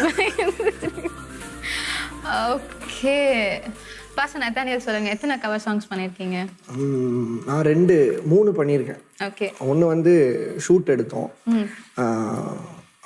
ஐயா அரியலூர் வெஸ்லி அப்பாவோட சாங் தேவகுமாரா ஒரு வாட்டி. அதுக்கப்புறம் ஜோசப் ஆல்ட்ரினோடது ஒரு பாட்டு, நீதியின் வெளிச்சத்தை போல. அது வந்து லைவாக ஷூட் பண்ணது தான். ஸோ அந்த மாதிரி தான். எக்ஸ்பீரியன்ஸ்லாம் எப்படி இருந்துச்சு? தேவகுமார் எக்ஸ்பீரியன்ஸ் வந்து கொஞ்சம் நல்லா இருந்துச்சு. அந்த சாங்ஸ் வந்து அரியலூர் அங்கே வெஸ்லி அங்கிள் எங்கள் சர்ச்சுக்கு வந்தோம். அந்த பாட்டு யூடியூப்பில் கேட்டு, தம்பி நான் சொன்ன அங்கிள் நீங்கள் அந்த பாட்டு பாடுங்க அப்படின்னோடனே அவர் சொன்னார், இல்லை நான் உன் ஸ்டைலில் கேட்கணும்னு ஆசைப்பட்றேன், நீ உன் ஸ்டைலில் பாடு அப்படின்னு சொல்லி போன வருஷம் 2017 வந்திருந்தார் ஜனவரி. அப்போது அவர் பாடும்போது என்னோட சாங்கை கேட்டு அவர் ரசித்து உட்காந்துட்டு இருந்தார். என்னோட நல்லா பாடினாடா நீ அப்படின்னு. ஸோ அந்த எக்ஸ்பீரியன்ஸ் தான் நல்லா இருந்துச்சு. ஸோ இப்போ வந்து நல்லா கேம் விளையாண்டாச்சு. இப்போ வந்து பாஸ்டர் நத்தானியலோட சாட்சியை கேட்க நாங்கள் ரொம்ப ஆர்வமாக இருக்கோம். நிறைய யூடியூப் கவர் சாங்ஸ்லாம் பண்ணியிருக்கீங்க. எப்படி மினிஸ்ட்ரிக்குள்ளே வந்தீங்க? அவர் தோள்களின் மேலே நான் சாய்ந்திருப்பதா கவலை ஒன்றும் எனக்கு இல்லையே. என் தேவைகள் எல்லாம் அவர் பார்த்துக் கொள்வதால் நான் கர்த்தருக்குள் மகிழ்ந்திருப்பேன். ஸோ நான் மினிஸ்ட்ரிக்குள்ளே வந்தது ஒரு சாட்சி, மினிஸ்ட்ரிக்குள்ளே வந்ததுக்கு அப்புறம் நடந்த ஒரு சாட்சியும் சொல்லியிருக்கேன். ஸோ நிறைய பேருக்கு நான் வந்தது சாட்சி தெரியாது. நான் வந்து 2007 எனக்கு வந்து ஃபோக்கல் ஃபிட்ஸ்னு ஒரு ஃபிட்ஸ் வந்துச்சு. எப்படின்னா உங்களுக்கு அந்த கை காலெல்லாம் இழுக்காது, அந்த மாதிரி ஆகாது. இந்த லெஃப்ட் சைடு நெஞ்சு மட்டும் தூக்கி தூக்கி போடும். அப்புறம் 7th ஸ்டாண்டர்ட் படிச்சுட்டு இருந்தேன். ஸோ அது வந்து என்னென்னு டாக்டர்ஸ்லாம் டயக்னோஸ் பண்ணாங்க, என்னன்னு தெரியல. MRI, CT everything was normal, but this was not stopping. இது வந்து ஸ்டாப்பே ஆகலை. எப்படின்னா இப்படி பேசிக்கிட்டே இருப்பேன், நார்மலாக விளாண்டுட்டு இருப்பேன் ஃப்ரெண்ட்ஸ் கூடலாம். சடனாக இந்த இடம் வந்து துடிக்க ஆரம்பிச்சிடும், வந்து படுத்துரும் பெட்டில். நீங்கள் லிட்ரலி பார்க்கலாம், அது பீட் ஆகுது, ஹார்ட்டுக்கு வெளியே அப்படியே பீட் ஆகும் ஹார்ட். ஸோ டாக்டர்ஸ்லாம் சொல்லிட்டாங்க இது என்னன்னு எங்கள் கண்டுபிடிக்க முடியல. சரி, எங்கள் அப்பாவும் அம்மாலாம் ஜோம் பண்ணாங்க. அப்பா வந்து இஸ் அ லீடிங் இவாஞ்சலிஸ்ட் கோயம்புத்தூரில். ஸோ அவங்க வந்து வருஷம் மீட்டிங் வைப்பார், ஆசீர்வாத பெருவிழாலாம் வைப்பார். Watch night service. அப்பா தான். அப்போ நான் ஊழியத்துக்கு வரல, நான் வந்து மியூசிஷியன் தான், பேடு தான் வாசிப்பேன். இப்போ தான் கீபோர்ட்லாம் ஒரு 3 இயர்ஸாக தான். இப்போ பேடிஸ்ட் நான். ஸோ டீம் சொல்லவா வேணும், பாஸ்டர் பசங்க நாங்கள் பண்ணால் லூட்டிகளே கிடையாது. அதே மாதிரி எனக்கு ஊழியத்துக்கு வரது இன்ட்ரெஸ்ட்டே இல்லை. அப்பா கிட்ட கூட சொல்லுவேன், நான் வேலைக்கு போய் சம்பாதிக்கிறேன், அந்த பணத்தை வச்சு நீங்கள் ஊழியம் நடத்துங்க. ஏன்னா ஒவ்வொரு வாட்டியும் பாஸ்டர்ஸ் நாங்கள் ஃபேமிலியில் வந்ததுனால ஒரு வார்த்தை மாறவே மாறாது. நீங்கள் கொடுத்தா தான் நாங்கள் செய்ய முடியும், அதனால் உங்களுக்கு உதாரத்துவம் காணிக்கல கொடுங்க நாங்கள் செய்கிறதுக்குன்னு சொல்லிட்டு அப்பா சொல்லுகிற உண்டு. அதான் சொன்னேன், நீங்கள் அவங்ககிட்டலாம் கேட்காதீங்க, நான் வேலைக்கு போகிறேன், நான் சம்பாதிக்க, அதை வச்சு நீங்கள் மீட்டிங் எதுக்கு அவங்ககிட்டலாம் கேட்குறீங்க அப்படின்னு சொல்கிறது நான் சொல்லுவேன். ஆனால் ஆண்டவர் அதெல்லாம் மாற்றி விட்டார். ஸோ நாங்கள் வாசிக்கிறது அதெல்லாம் வச்சு ஓடிடுவோம். ஸோ அந்த வாட்ச் நைட் சர்வீஸில் வந்து என்னால் வாசிக்க முடியல. எங்கள் அப்பா சொன்னால் சரி வாடா சாப்பிட போகலாம் அப்படின்னோடனே, சாப்பிட்றதுக்கு அன்னபூர்ணா லக்ஷ்மி காம்ப்ளெக்ஸ் அக்காக்கெல்லாம் தெரியும் கோயம்புத்தூரில், அங்கே சாப்பிட போகிறோம். சாப்பிட்ருக்க அந்த ஃபிட்ஸ் வந்துருச்சு எனக்கு. 31st night December. எங்கள் அப்பா அங்கேருந்து என்னை தூக்கிட்டு வராரு. அங்கேருந்து வாக்கிங் டிஸ்டன்ஸ் தான், ஒரு யூட்டன் நடந்து வந்து என்னை காரில் படுக்க போட்டாங்க. நைட்டு படுக்க போட்டு எல்லோரும் என்னை காரில் வந்து பார்க்குறாங்க. அப்போ ஹாஸ்பிட்டலில் நைட்டு ஹாஸ்பிட்டல்லாம் இல்லை. அப்போது உள்ளே வந்து பார்த்துட்டாங்க. அப்புறம் டாக்டர் பால் டினகர் அங்கிள் எனக்கு ஃபோனில் பேசுகிறாரு, நான் கான்ஷியஸில் கேட்குறேன், ஜோம் பண்ணுறாரு. அப்பா வந்து போய் நடத்த அம்மா வந்து காரில் உட்காந்துட்டாங்க. அம்மா மடியில் தலை வச்சு நான் படுத்திருக்கேன். ஃபிட்ஸ் வந்து நிற்கலை. அப்புறம் காலையில் சர்வீஸ்லாம் முடிஞ்சு வீட்டுக்கு போயிட்டோம். அப்போ அப்பா சமைச்சு எனக்கு கொண்டு வராங்க. சிக்கன் பிரியாணியும் சிக்கன் ஃப்ரையும் எடுத்துகிட்டு வந்து பெட்டில், இந்தா சாப்பிட்றா, நியூ இயர் அதுவுமா அப்படின்னோட அந்த நியூ இயர் 1ஆம் தேதி கொடுக்குறாங்க. அந்த தட்டை கையில் வாங்கினோன்னு தான் எனக்கு தெரியும், 2 கண்ணும் மேலே போய், ஏன்னா அவங்க கொடுத்த மெடிசன் வந்து இதுக்கு ஒர்க் ஆகலை. 2 கண்ணும் மேலே போய் இதுவும் பீட் ஆகி வாயில் நுரத்தள்ளி ஐ வாஸ் அன்கான்ஷியஸ். ஸோ எங்கள் அப்பா அம்மா என்னை ஹாலில் தூக்கி போட்டு ஹாலில், இத்தனை வருஷம் நான் ஊழியம் செஞ்சுருக்கேன், அப்பா சொல்கிறேன், இத்தனை வருஷம் நான் ஊழியம் செஞ்சுருக்கிறேன், எங்கள் குடும்பத்தில் இப்போ ஏற்பட்ட ஒரு சூழ்நிலை வேண்டாம் ஆண்டவர், என் பையன் கஷ்டப்படுறதை நான் பார்க்க முடியல, தயவு செஞ்சு அவனை எடுத்துக்கோங்க, இப்படி ராஜ்யத்துக்கு எடுத்துக்கோங்க, இந்த கஷ்டத்தை நாங்கள் பார்க்கணுன்னு இல்லை, நாங்கள் இப்போ வாழ்க்கையில் நிறைய கஷ்டத்தை பார்த்துட்டோம் அப்படின்னு சொன்ன உடனே ஒரு செகண்ட் தான் ஆண்டவர் வந்து அந்த கண்ணு கீழே இறங்கிடுச்சு. ஆனால் இந்த ஃபிட்ஸ் நிற்கல. உடனே எங்கள் பெரியம்மா வந்து ஹாஸ்பிட்டல் குப்புசாமியில் சூப்பரண்டாக இருக்காங்க. அவங்கக்கிட்ட கான்டாக்ட் பண்ண அவங்க சொன்னாங்க, நீங்கள் 1ஆம் தேதி அந்த இன்ஜெக்ஷன் கிடைக்காது எங்கேயுமே. இன்னொன்று அப்பா கோயம்புத்தூர் ஃபுல்லாக அலையிறாங்க, 1ஆம் தேதி கிடைக்குமான்ட்டு. பார்த்தா எங்கேயுமே கிடைக்கல, ஒரே இடத்துல தான் கிடச்சிச்சு. எடுத்து வந்து இன்ஜெக்ஷன் போட்டு அப்போது நார்மல் ஆகலை. மறுபடியும் வீட்டுக்கு வந்து எங்கள் அப்பா சொன்னார், என் பையனை நீங்கள் குணமாக்குனீங்கன்னா அவன் வாழ்நாள் ஃபுல்லாக அவன் ஊழியத்தை தான் செய்வான் அப்படின்னு சொல்லி அப்பாவும் அம்மாவும் என்னை ஒப்பு கொடுத்து ஜெபிச்ச உடனே அன்னைக்கு நின்ன ஃபிட்ஸ் தான். இன்னைக்கு வரைக்கும் எந்த டேப்லெட் அது எடுக்கிறது இல்லை. கர்த்தருடைய நாமத்திற்கென்று ஓடிக்கிட்டு தான் இருக்கிறேன். அப்போது இந்த 2007 நடந்த உடனே எனக்கு ஊழியத்துக்கு அழைப்பு வந்துருச்சு. ஆனால் ஃபுல்ஃபில் ஆகலை, நான் எதுவும் செய்யலை ஆண்டவருக்காக. அந்த வாசிக்கிறது, எந்திச்சு ஓடுறது, வாசிக்கிறது, மெசேஜ் அப்போ உட்கார மாட்டோம், எந்திச்சு ஓடிடுவோம். இதுதான் நடக்கும். யூத்ஸ் எல்லாம் கூட்டு ஓடிடுறோம். நாங்கள் பாஸ்டர் பசங்க தானே, எங்களெல்லாம் சொல்லுவாங்க, இன்னும் பாஸ்டர் பையனா, அக்கா சொன்ன மாதிரி இன்னும் பாஸ்டர் பையன் நீங்கள் இப்படி இருக்கீங்க. நிறையா பேர் காணிக்கையெல்லாம் எழுதியெல்லாம் கொடுத்துருக்கானுங்க உள்ள. புரியுதா நான் சொல்கிறது? காணிக்கையில் எழுதி கொடுத்துருவாங்க. ஃபர்ஸ்ட் உங்கள் பையன் ஒழுக்கமாக வளர்த்துங்க, அப்புறம் வந்து பிரசங்கம் பண்ணி எழுதி கொடுத்துருவாங்க. ஆமாம், மொட்டை கடிதா போட்டுருவானுங்க, உங்கள் நான் அந்த மாதிரி போட்டு விட்டுருவாங்க. அந்த மாதிரி போட்டு நிறையெல்லாம் வந்துருக்கு. ஸோ மாதிரி வாங்குறப்ப உங்க அப்பா அம்மா வந்து அப்பா சொல்லுவாரு, பாரு உங்கள் அப்பா எவ்வளோ பெரிய ஊழியக்காரன், நீ என்னடா இப்படி பண்ணிக்கிட்டு இருக்க. நான் சரி என்ன அந்த வயசில் என்ன தெரியும், டெய்லியும் நம்ம என்ன பண்ணுறது, குழந்தைங்களாம் வந்து ஆவியில் நிரம்பி நம்மளும் உளர்ற மாதிரி நம்மளும் ஆக்டிங்லாம் பண்ணிட்டு விளாண்டுட்டு இருக்கிறது அந்த காலத்தில். அதெல்லாம் pastors we use to do. நான் ஃப்ராங்க்லி ஐம் ஸ்பீக்கிங். ஸோ இதுதான் நடக்கும். ஸோ இந்த மாதிரி ஆகிட்டு இருக்கும்போது 2007 முடிஞ்சு நான் யோசிச்சுட்டே இருக்கேன்னா ஊழியமே நான் வரல, அப்படியே ஓடிட்டேன். அப்புறம் 2011 வாட்ச் நைட் சர்வீஸ், இதே வாட்ச் நைட் சர்வீஸ் அதே ஹாலில் நடக்குது. நான் வர்ஷிப்லாம் முடிஞ்சோன்னு சாப்பிட்டோம், எல்லாம் வெளியெல்லாம் பசங்கள்லாம் கூப்பிட்டு போய் நைட் சாப்பிட்டு மெசேஜ் நடந்துகிட்ருக்கு. புது பழைய வருஷம் மெசேஜ் நடந்துகிட்ருக்கு. அப்போ வந்து கரெக்டாக 11:55 மெசேஜ் முடிச்சு அந்த 55 12 o'clock வரைக்கும் அனாயிண்டிங் செஷன் நடக்கும். ப்ராஃபஸி சொல்கிற மாதிரி நேம் காலிங்லாம் சொல்லுவாங்க. ஸோ நான் சரி இன்னைக்கு ஒரு நாளாச்சும் போய் நிற்போமே பின்னால், எத்தனையோ வருஷம் இப்படியே ஓட்டியிருக்கோம், சரி இந்த ஒரு வருஷம் போய் நிற்போம், என்ன தான் நடக்குதுன்னு பார்ப்போம் அப்படின்னு சொல்லிட்டு பின்னாடி போய் நின்ட்டேன். கடைசியில் ஒரு 300-400 பேர் அந்த ஹாலில் இருப்பாங்க. ஸ்ரீனிவாசம் கல்யாண மண்டபம்னு சொல்லிட்டு அப்பா ஃபஸ்ட் நடத்திக்கிட்டு இருந்தார். நான் பின்னாடி போய் நான் பசங்களோட போய் நின்ட்டேன். நின்றுட்டு அப்பா சொல்கிறாரு, புது வருஷம் பிறக்க போகுது, இன்னும் 5 நிமிஷம் இருக்குது அப்படிங்கிறார். நான் சரி அப்படி கண்ணை மூடி நின்றுருக்கேன். அப்போ சொல்கிறாரு, இன்னும் 4 நிமிஷம் இருக்குது. ஒரு மணி அடிச்சிருக்குமே. இல்லை அதான். அப்போ இன்னொரு 3 நிமிஷம் இருக்குது. ஸோ 11:58 ஆச்சு, 11:59 ஆக போகுது, 12 o'clock ஆக போகுது, 2012 நுழைய போகிறோம் அப்படின்னு சொல்லி எல்லாம் கைகளை தட்டும். கர்த்தர் உங்களுக்கு அப்படியே அனாயிண்டிங் செஷன் நடத்திட்டு இருக்காரு. உடனே நேம் கால் பண்ணுறார். நத்தானியேல், கர்த்தர் உன்னை அழைக்கிறார். நான் வந்து அப்போ கான்சியஸே கிடையாது. என்னடா ஒருவேளை நானா பிரம்மையா, நான் சும்மா வந்து நின்றுருக்கேன். ஸோ எனக்கே தோன்ற பிரம்மையா இல்லை என்ன? ஸோ திருப்பி கர்த்தராகிய தேவன் நான் சொல்லுகிறேன், நத்தானியேல் உன்னை நான் அழைக்கிறேன்.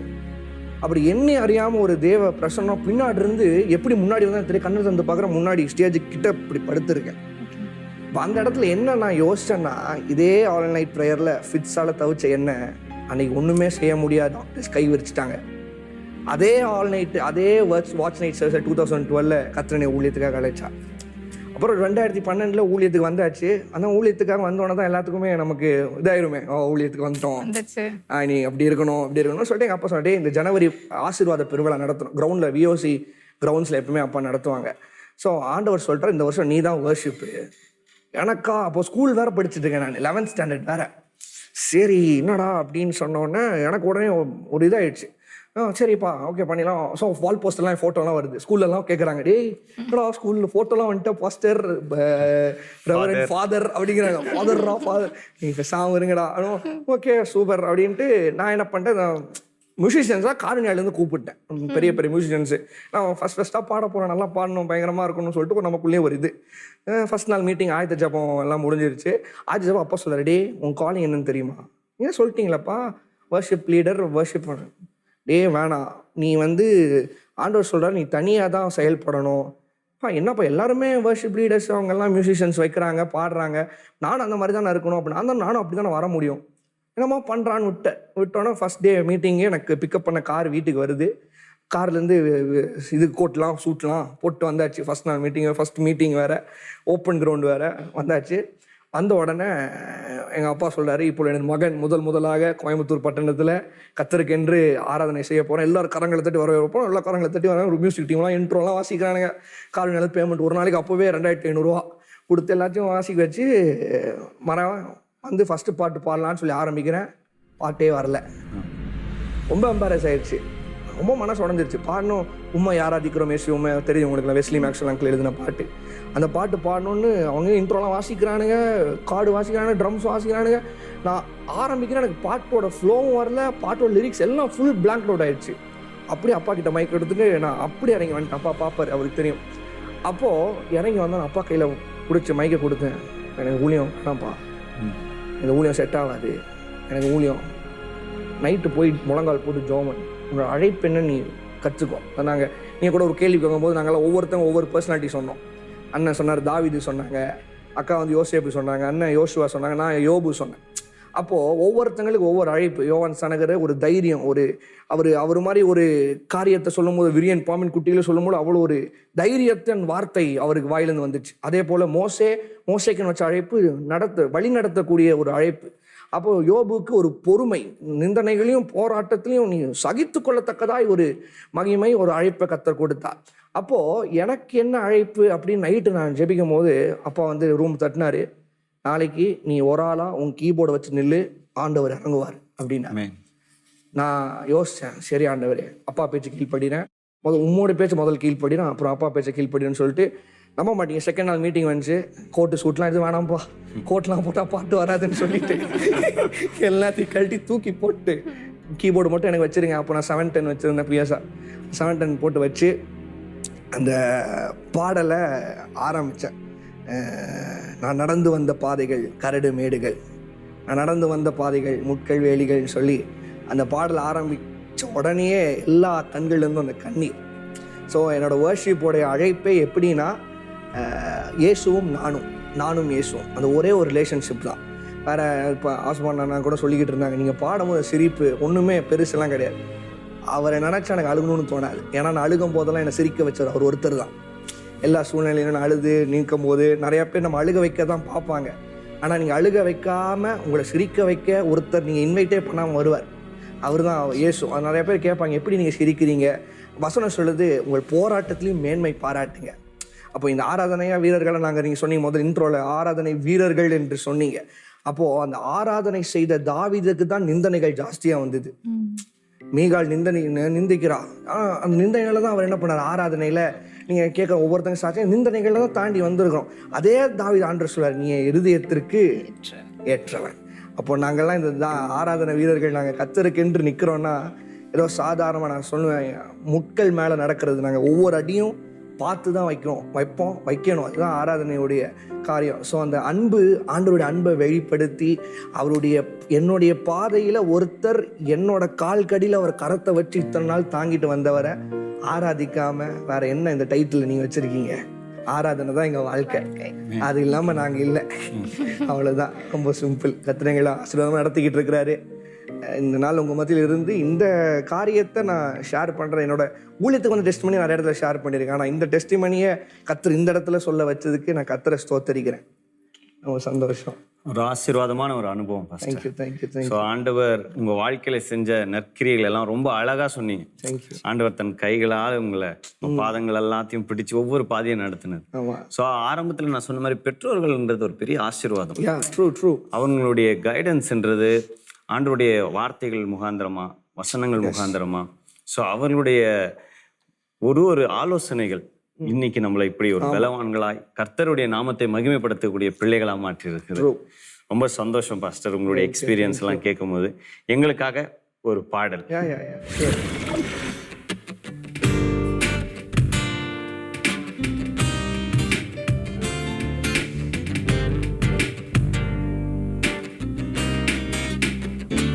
தாயின் கருவில் கண்டவரே, என்னை பெயர் சொல்லி அழைத்தவரே, என்னை படைத்த தேவன் நீர்தானையா. உலகம் தோன்றும் முன்னே, உயிர்கள் பிறக்கும் முன்னே, என்னை அறிந்து கொண்டவர் நீர்தானையா. தேடி வந்தவர் நீர்தானையா, தெரிந்து கொண்டவர் நீர்தானையா. அடைக்கலமானவர் நீர்தானையா, அணைக்கும் தேவன் நீர்தானையா. அடைக்கலமானவர் நீர்தானையா, அணைத்துக் கொள்பவர் நீர்தானையா. தாயின் கருவில் கண்டவரே, என்னை பெயர் சொல்லி அழைத்தவரே, என்னை படைத்த தேவன் நீர்தானையா. ஆமாப்பா.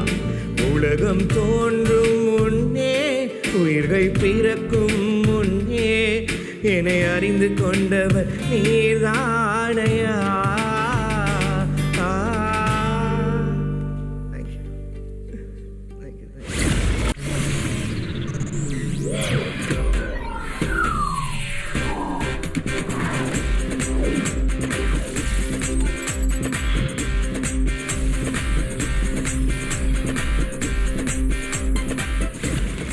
ஒரு அருமையான பாடல் கேட்டோம் கிறிஸ்டினா. ரொம்ப ஆசீர்வாதமா இருந்துச்சு இல்லையா? ரொம்ப நல்லா இருந்துச்சு Deepak. Thank you, Pastor. Okay, இது வரைக்கும் வந்து ஆண்டவர் எவ்வளோ நன்மைகளை செஞ்சாங்க, இவங்க எப்படி ஆண்டவரை சந்திச்சாங்க, அவங்க எக்ஸ்பீரியன்ஸ், ஆண்டவர் இப்போ வரைக்கும் அவங்களை எப்படி எல்லாம் உருவாக்கியிருக்காங்க அப்படின்றதெல்லாம் நம்ம தெரிஞ்சுக்கிட்டோம். இப்போ இன்னும் ஒரே ஒரு கேள்வி, கடைசி கேள்வி உங்ககிட்ட எங்களுக்கு கேட்கணும்னு ஆசையாக இருக்குது. என்ன அப்படின்னா, இது வரைக்கும் என்ன நடந்துச்சு அப்படின்றத சொல்லிட்டீங்க. இப்போ இதுக்கப்புறம் ஆண்டவர் உங்க வாழ்க்கையில வச்சிருக்க தரிசனம் என்ன? நீங்க இன்னும் ஆண்டவருக்காக என்னென்ன செய்ய விரும்புறீங்க அப்படின்றது பாஸ்டர் சொல்லுங்க. ஆண்டவருக்காக வல்லமையாக எடுத்து பயன்படுத்தப்பட வேண்டும். ஆண்டவருக்காக எழும்பி பிரகாசிக்க வேண்டும். ஒரு நல்ல ஒரு லீடராக, ஒரு நல்ல ஒரு சபைக்கு ஒரு போதகராக, ஆண்டவருக்கு ஒரு பிரயோஜனம் உள்ள ஒரு ஊழியக்காரனாக இருக்கணும் அப்படின்னு சொல்லி ஆசைப்படுறேன். Okay, super. மிஸ்ஸஸ் பியூலா, நீங்க சொல்லுங்க. இது வரைக்கும் நான் ஹஸ்பண்டுடைய புஷ்அப்பில் தான் நான் போயிட்டுருக்கிறேன். ஸ்டில் தான் அப்படின்னு தான் நினைக்கிறேன். ஆனால் ஆண்டவர் எனக்குன்னு ஒரு சித்தம் வச்சுருப்பார், அதை ஆப்டைன் பண்ணணுன்னு நினைக்கிறேன். அப்புறம் நான் விபிஎஸ் சாங்ஸ் தான் நான் இது வரைக்கும் எழுதியிருக்கிறேன். ஆனால் ஆராதனை பாடல் ஜனங்களை ஆண்டவரோட ஒப்புரவாக்குற மாதிரி பாட்டு எனக்கு ஆண்டவர் கொடுக்கணும், அப்படி கம்போஸ் பண்ணணும்னு எனக்கு ஒரு ஆசை. அது ஆண்டவர் தருவார், செய்வார்னு நினைக்கிறேன். ஓகே, அருமையான ஒரு தரிசனம். ஓகே, பாஸ்டர் ஆஸ்போ நீங்க சொல்லுங்க. ஓகே, நான் என்னுடைய சாட்டில் சொன்ன மாதிரி ஆண்டவர் என்னோட காலை சுகமாக்குனாரு. நான் இழந்த எல்லாவற்றையும் ஆண்டவர் திரும்ப கொடுத்துட்டாரு. இப்போ வந்து என்னுடைய ஊழியத்தின் பேர் பார்த்தீங்கன்னா சோசன் ஜெனரேஷன். என்ன மாதிரி நிறைய வாலிபர்கள் இருப்பாங்க, சபைக்குள்ளே இருந்துட்டு குற்ற உணர்வோடு இருப்பாங்க, ஹிப்போக்ரட்டா இருப்பாங்க. நான் எப்படி வெளியே வர்றது, அடுத்தது நான் என்ன செய்யறது, நான் இப்படி பாவத்தில் இருக்கேன். அது போல இருக்கிற வாலிபர்களை ஆண்டவருக்காக தெரிந்து கொள்ளப்பட்ட சந்ததியாய் அவர்களை எழுப்பி அவர்களை அநேக ஆயிரங்களுக்கு ஆசீர்வாதமான பாத்திரமாய் மாற்ற வேண்டும். அதுதான் என்னுடைய தரிசனம். நான் இழந்த எல்லாவற்றையும் ஆண்டவர் கொடுத்துட்டாரு. அதே போல் அநேக பேர் இழந்திருப்பாங்க, அவங்களையும் மேலே கொண்டு வரணும். அதுதான் என்னுடைய தரிசனம். ஓகே பாஸ்டர், நீங்க சொல்லுங்க. நம்மளுடைய தரிசனம் என்னன்னா, ஆண்டவருடைய அன்பை எல்லா ஜனங்களும் ருசிக்கணும். எந்த பாகுபாடும் இல்லாமல் அன்புன்னு ஒரு காரியத்தை கொண்டு வந்ததே ஆண்டவர் வேதாகமத்தில் தான். நம்ம இப்போ நான் நேசிக்கிறேன், மனைவியை நேசிக்கிறேன், மித்தவங்க நேசிக்கிறேன்னு சொன்னால் அவர் நம்மள அன்பு கூர்ந்ததுனால தான் நம்ம பிறரை மேலே அன்பு கூறுறோம். ஸோ அதனால் அந்த டேஸ்ட்டு, அந்த வர்ஷிப்போட டேஸ்ட்டு, ஆண்டவர் நல்லவர் என்பதை ருசிச்சு பாருங்கன்னு சொல்லி பைபிள் அழகாக சொல்லுது. இப்போது சாதாரண ஒரு பேக்கரிக்கோ ஒரு கடைக்கோ போனீங்கன்னா நிறையா ஃபோட்டோஸ் போட்டிருப்பாங்க. அந்த கேக்கு, அவங்க அந்த சமைக்கிற ஐட்டம் அதெல்லாம் பார்த்துருப்பீங்களா? அது நம்ம பார்க்குறது அப்படி இருக்கும், ஆனால் அவன் தட்டில் வைக்கும்போது வேறு மாதிரி இருக்கும். நம்ம டேய் என்னப்பா அதில் வேறு மாதிரி இருக்குது, இங்கே வேறு மாதிரி இருக்கு, அவன் ஒரு வார்த்தை அழகாக சொல்லுவாங்க, நீங்கள் சாப்பிட்டு பார்த்து சொல்லுங்கள் சார். அதே தான் நாங்கள் வந்து ஆண்டவர் நல்லவர்னு சொல்லி உங்கள் தட்டில் வச்சிடலாம், அதை நீ எடுத்து கொள்றதுல தான் இருக்குது. அதனால் ஆண்டவர் ஒவ்வொரு நாளும் அந்த நம்மளை நடத்துகிற விதம், நம்ம இன்வைட் பண்ணாத போது நம்ம கூட வந்து நின்று நம்ம கரத்தை பிடிச்சி நடத்தின விதம், நம்மளுடைய தகப்பனாரை, என் தாத்தா ஒரு ஊழியக்காரர், அப்புறம் 3 ஜென்ரேஷனாக கற்று நடத்திட்டு வந்தார். அதே போல் பாஸ்டர் ஜென்ரேஷன், அக்காவோட ஜென்ரேஷன், அண்ணாவோட ஜென்ரேஷன், எல்லாத்தோட ஜென்ரேஷனில் எங்கள் கூட ஒருத்தர் மெயின் பார்ட்டில் இருந்திருக்கார். ஸோ அவர் நல்லவர்னு சொல்லி இந்த உலகத்தில் அவரோட அன்பை ருசிக்க சொல்கிறது தான் என்னுடைய மெயின் தரிசனம். இப்போ நிறைய இடத்துல சொல்கிறது தான், அவரை ருசித்தாலே போதும், அவர் நல்லவர் நீங்கள் சொல்லிக்கிட்டே இருந்தாலே போதும். ஒன்று தான் வர்ஷிப்பில் நாங்கள் ஆராதனை வீரர் ஒன்று சொல்கிறேன், ஒரு டிப்ஸ் மாத்திரம் சொல்லி நான் முடிக்கிறேன். நீங்கள் அவரை உயர்த்த அவர் உங்களை உயர்த்திக்கிட்டு இருப்பார். இவ்வளோதான் வர்ஷிப்போட பேசிக் டிப்பு. இது தெரிஞ்சுட்டா ஓகே, ரொம்ப சூப்பராக வந்து எல்லாரும் உங்களுடைய தரிசனத்தையும் ஷேர் பண்ணீங்க. ஸோ இந்த ஆராதனையே என் வாழ்க்கை அப்படின்ற நிகழ்ச்சிக்கு எங்களோட அழைப்பெல்லாம் ஏற்று நீங்கள் அன்போடு வந்ததுக்கு உங்கள் எல்லாருக்குமே ரொம்ப நன்றி. ஓகே தீபக், இப்போ வந்து இன்னைக்கு இவங்க கிட்டேருந்து பேசினதுலேருந்து நான் என்ன தெரிஞ்சுக்கிட்டேன் அப்படின்னா, ஆண்டவருக்கும் நம்மளுக்கும் இருக்கிற அந்த வாழ்க்கையில் நம்மளை மேலே கொண்டு போகிறதே இந்த ஆராதனை அப்படின்ற ஒரு விஷயம் தான். அதுலேயும் ஒரு அர்ப்பணிப்பு, அதுவும் வந்து நம்ம இன்னும் கற்றுக்கலாம். அதே மாதிரி வேதாகமத்தில் கூட நம்ம தாவீதை பார்த்தோம் அப்படின்னா, அவர் கூட நிறைய விஷயங்கள் அப்படி தான். எந்த சூழ்நிலையுமே அவர் எந்த இடம்னு பார்க்க மாட்டார். அரண்மனையாக இருந்தாலும் சரி, ரோடாக இருந்தாலும் சரி, எல்லா இடத்துலையுமே ஆண்டவர் ஆராதிச்சாங்க. இந்த சூழ்நிலைன்னு பார்க்காம ஆண்டவர் ஆராதிச்சாங்க. கண்டிப்பா. ஏன்னா இந்த நிகழ்ச்சியின் வாயிலாக நிறைய வாலிபர்களுக்கு இன்னைக்கு ஒரு பெரிய ஆசீர்வாதமும் ஒரு பிரயோஜனமா இருக்கும். ஏன்னா அநேக வாலிபர்களுக்கு இப்படிப்பட்ட சில குழப்பங்கள் இருக்கும். ஸோ அவங்களுடைய வாழ்க்கையில் அவங்களுடைய போராட்டங்கள் அதனால். ஸோ இந்த நிகழ்ச்சியின் வாயிலாக தனிப்பட்ட இதில் எனக்கு ஒரு பெரிய ஆசீர்வாதம். இன்னும் மேல் நோக்கி போகணும், ஆண்டவரை நோக்கி இருக்கணும், இன்னும் அநேக பாடல்கள் எழுதணும். இப்படிப்பட்ட பல வாலிபர்கள் இந்த நிகழ்ச்சியை பார்த்து கொண்டு இந்த நாளில் விசேஷமாக இந்த நிகழ்ச்சி பலருக்கு ஆசீர்வாதமாக இருந்தது. ஒதுக்கப்பட்டவர்கள், உடைக்கப்பட்டவர்கள், வெறுக்கப்பட்டவர்களை கர்த்தர் தெரிந்து கொள்ளுகிறார் அப்படின்னு உங்களுடைய ஒவ்வொருத்தருடைய வாழ்க்கையின் சாட்சிகள். நம்ம எதெல்லாம் விளக்கணுமோ ஆனால் நம்மளை தேடி வந்து கர்த்தர் நேசிச்சாருன்னு சொல்கிறதுல, ஸோ உங்களுடைய சாட்சியின் கிரியைகளில் அதில் பல லட்சம் மக்களுக்கு இன்னைக்கு ஆசீர்வாதமாக இருந்திருக்கும்.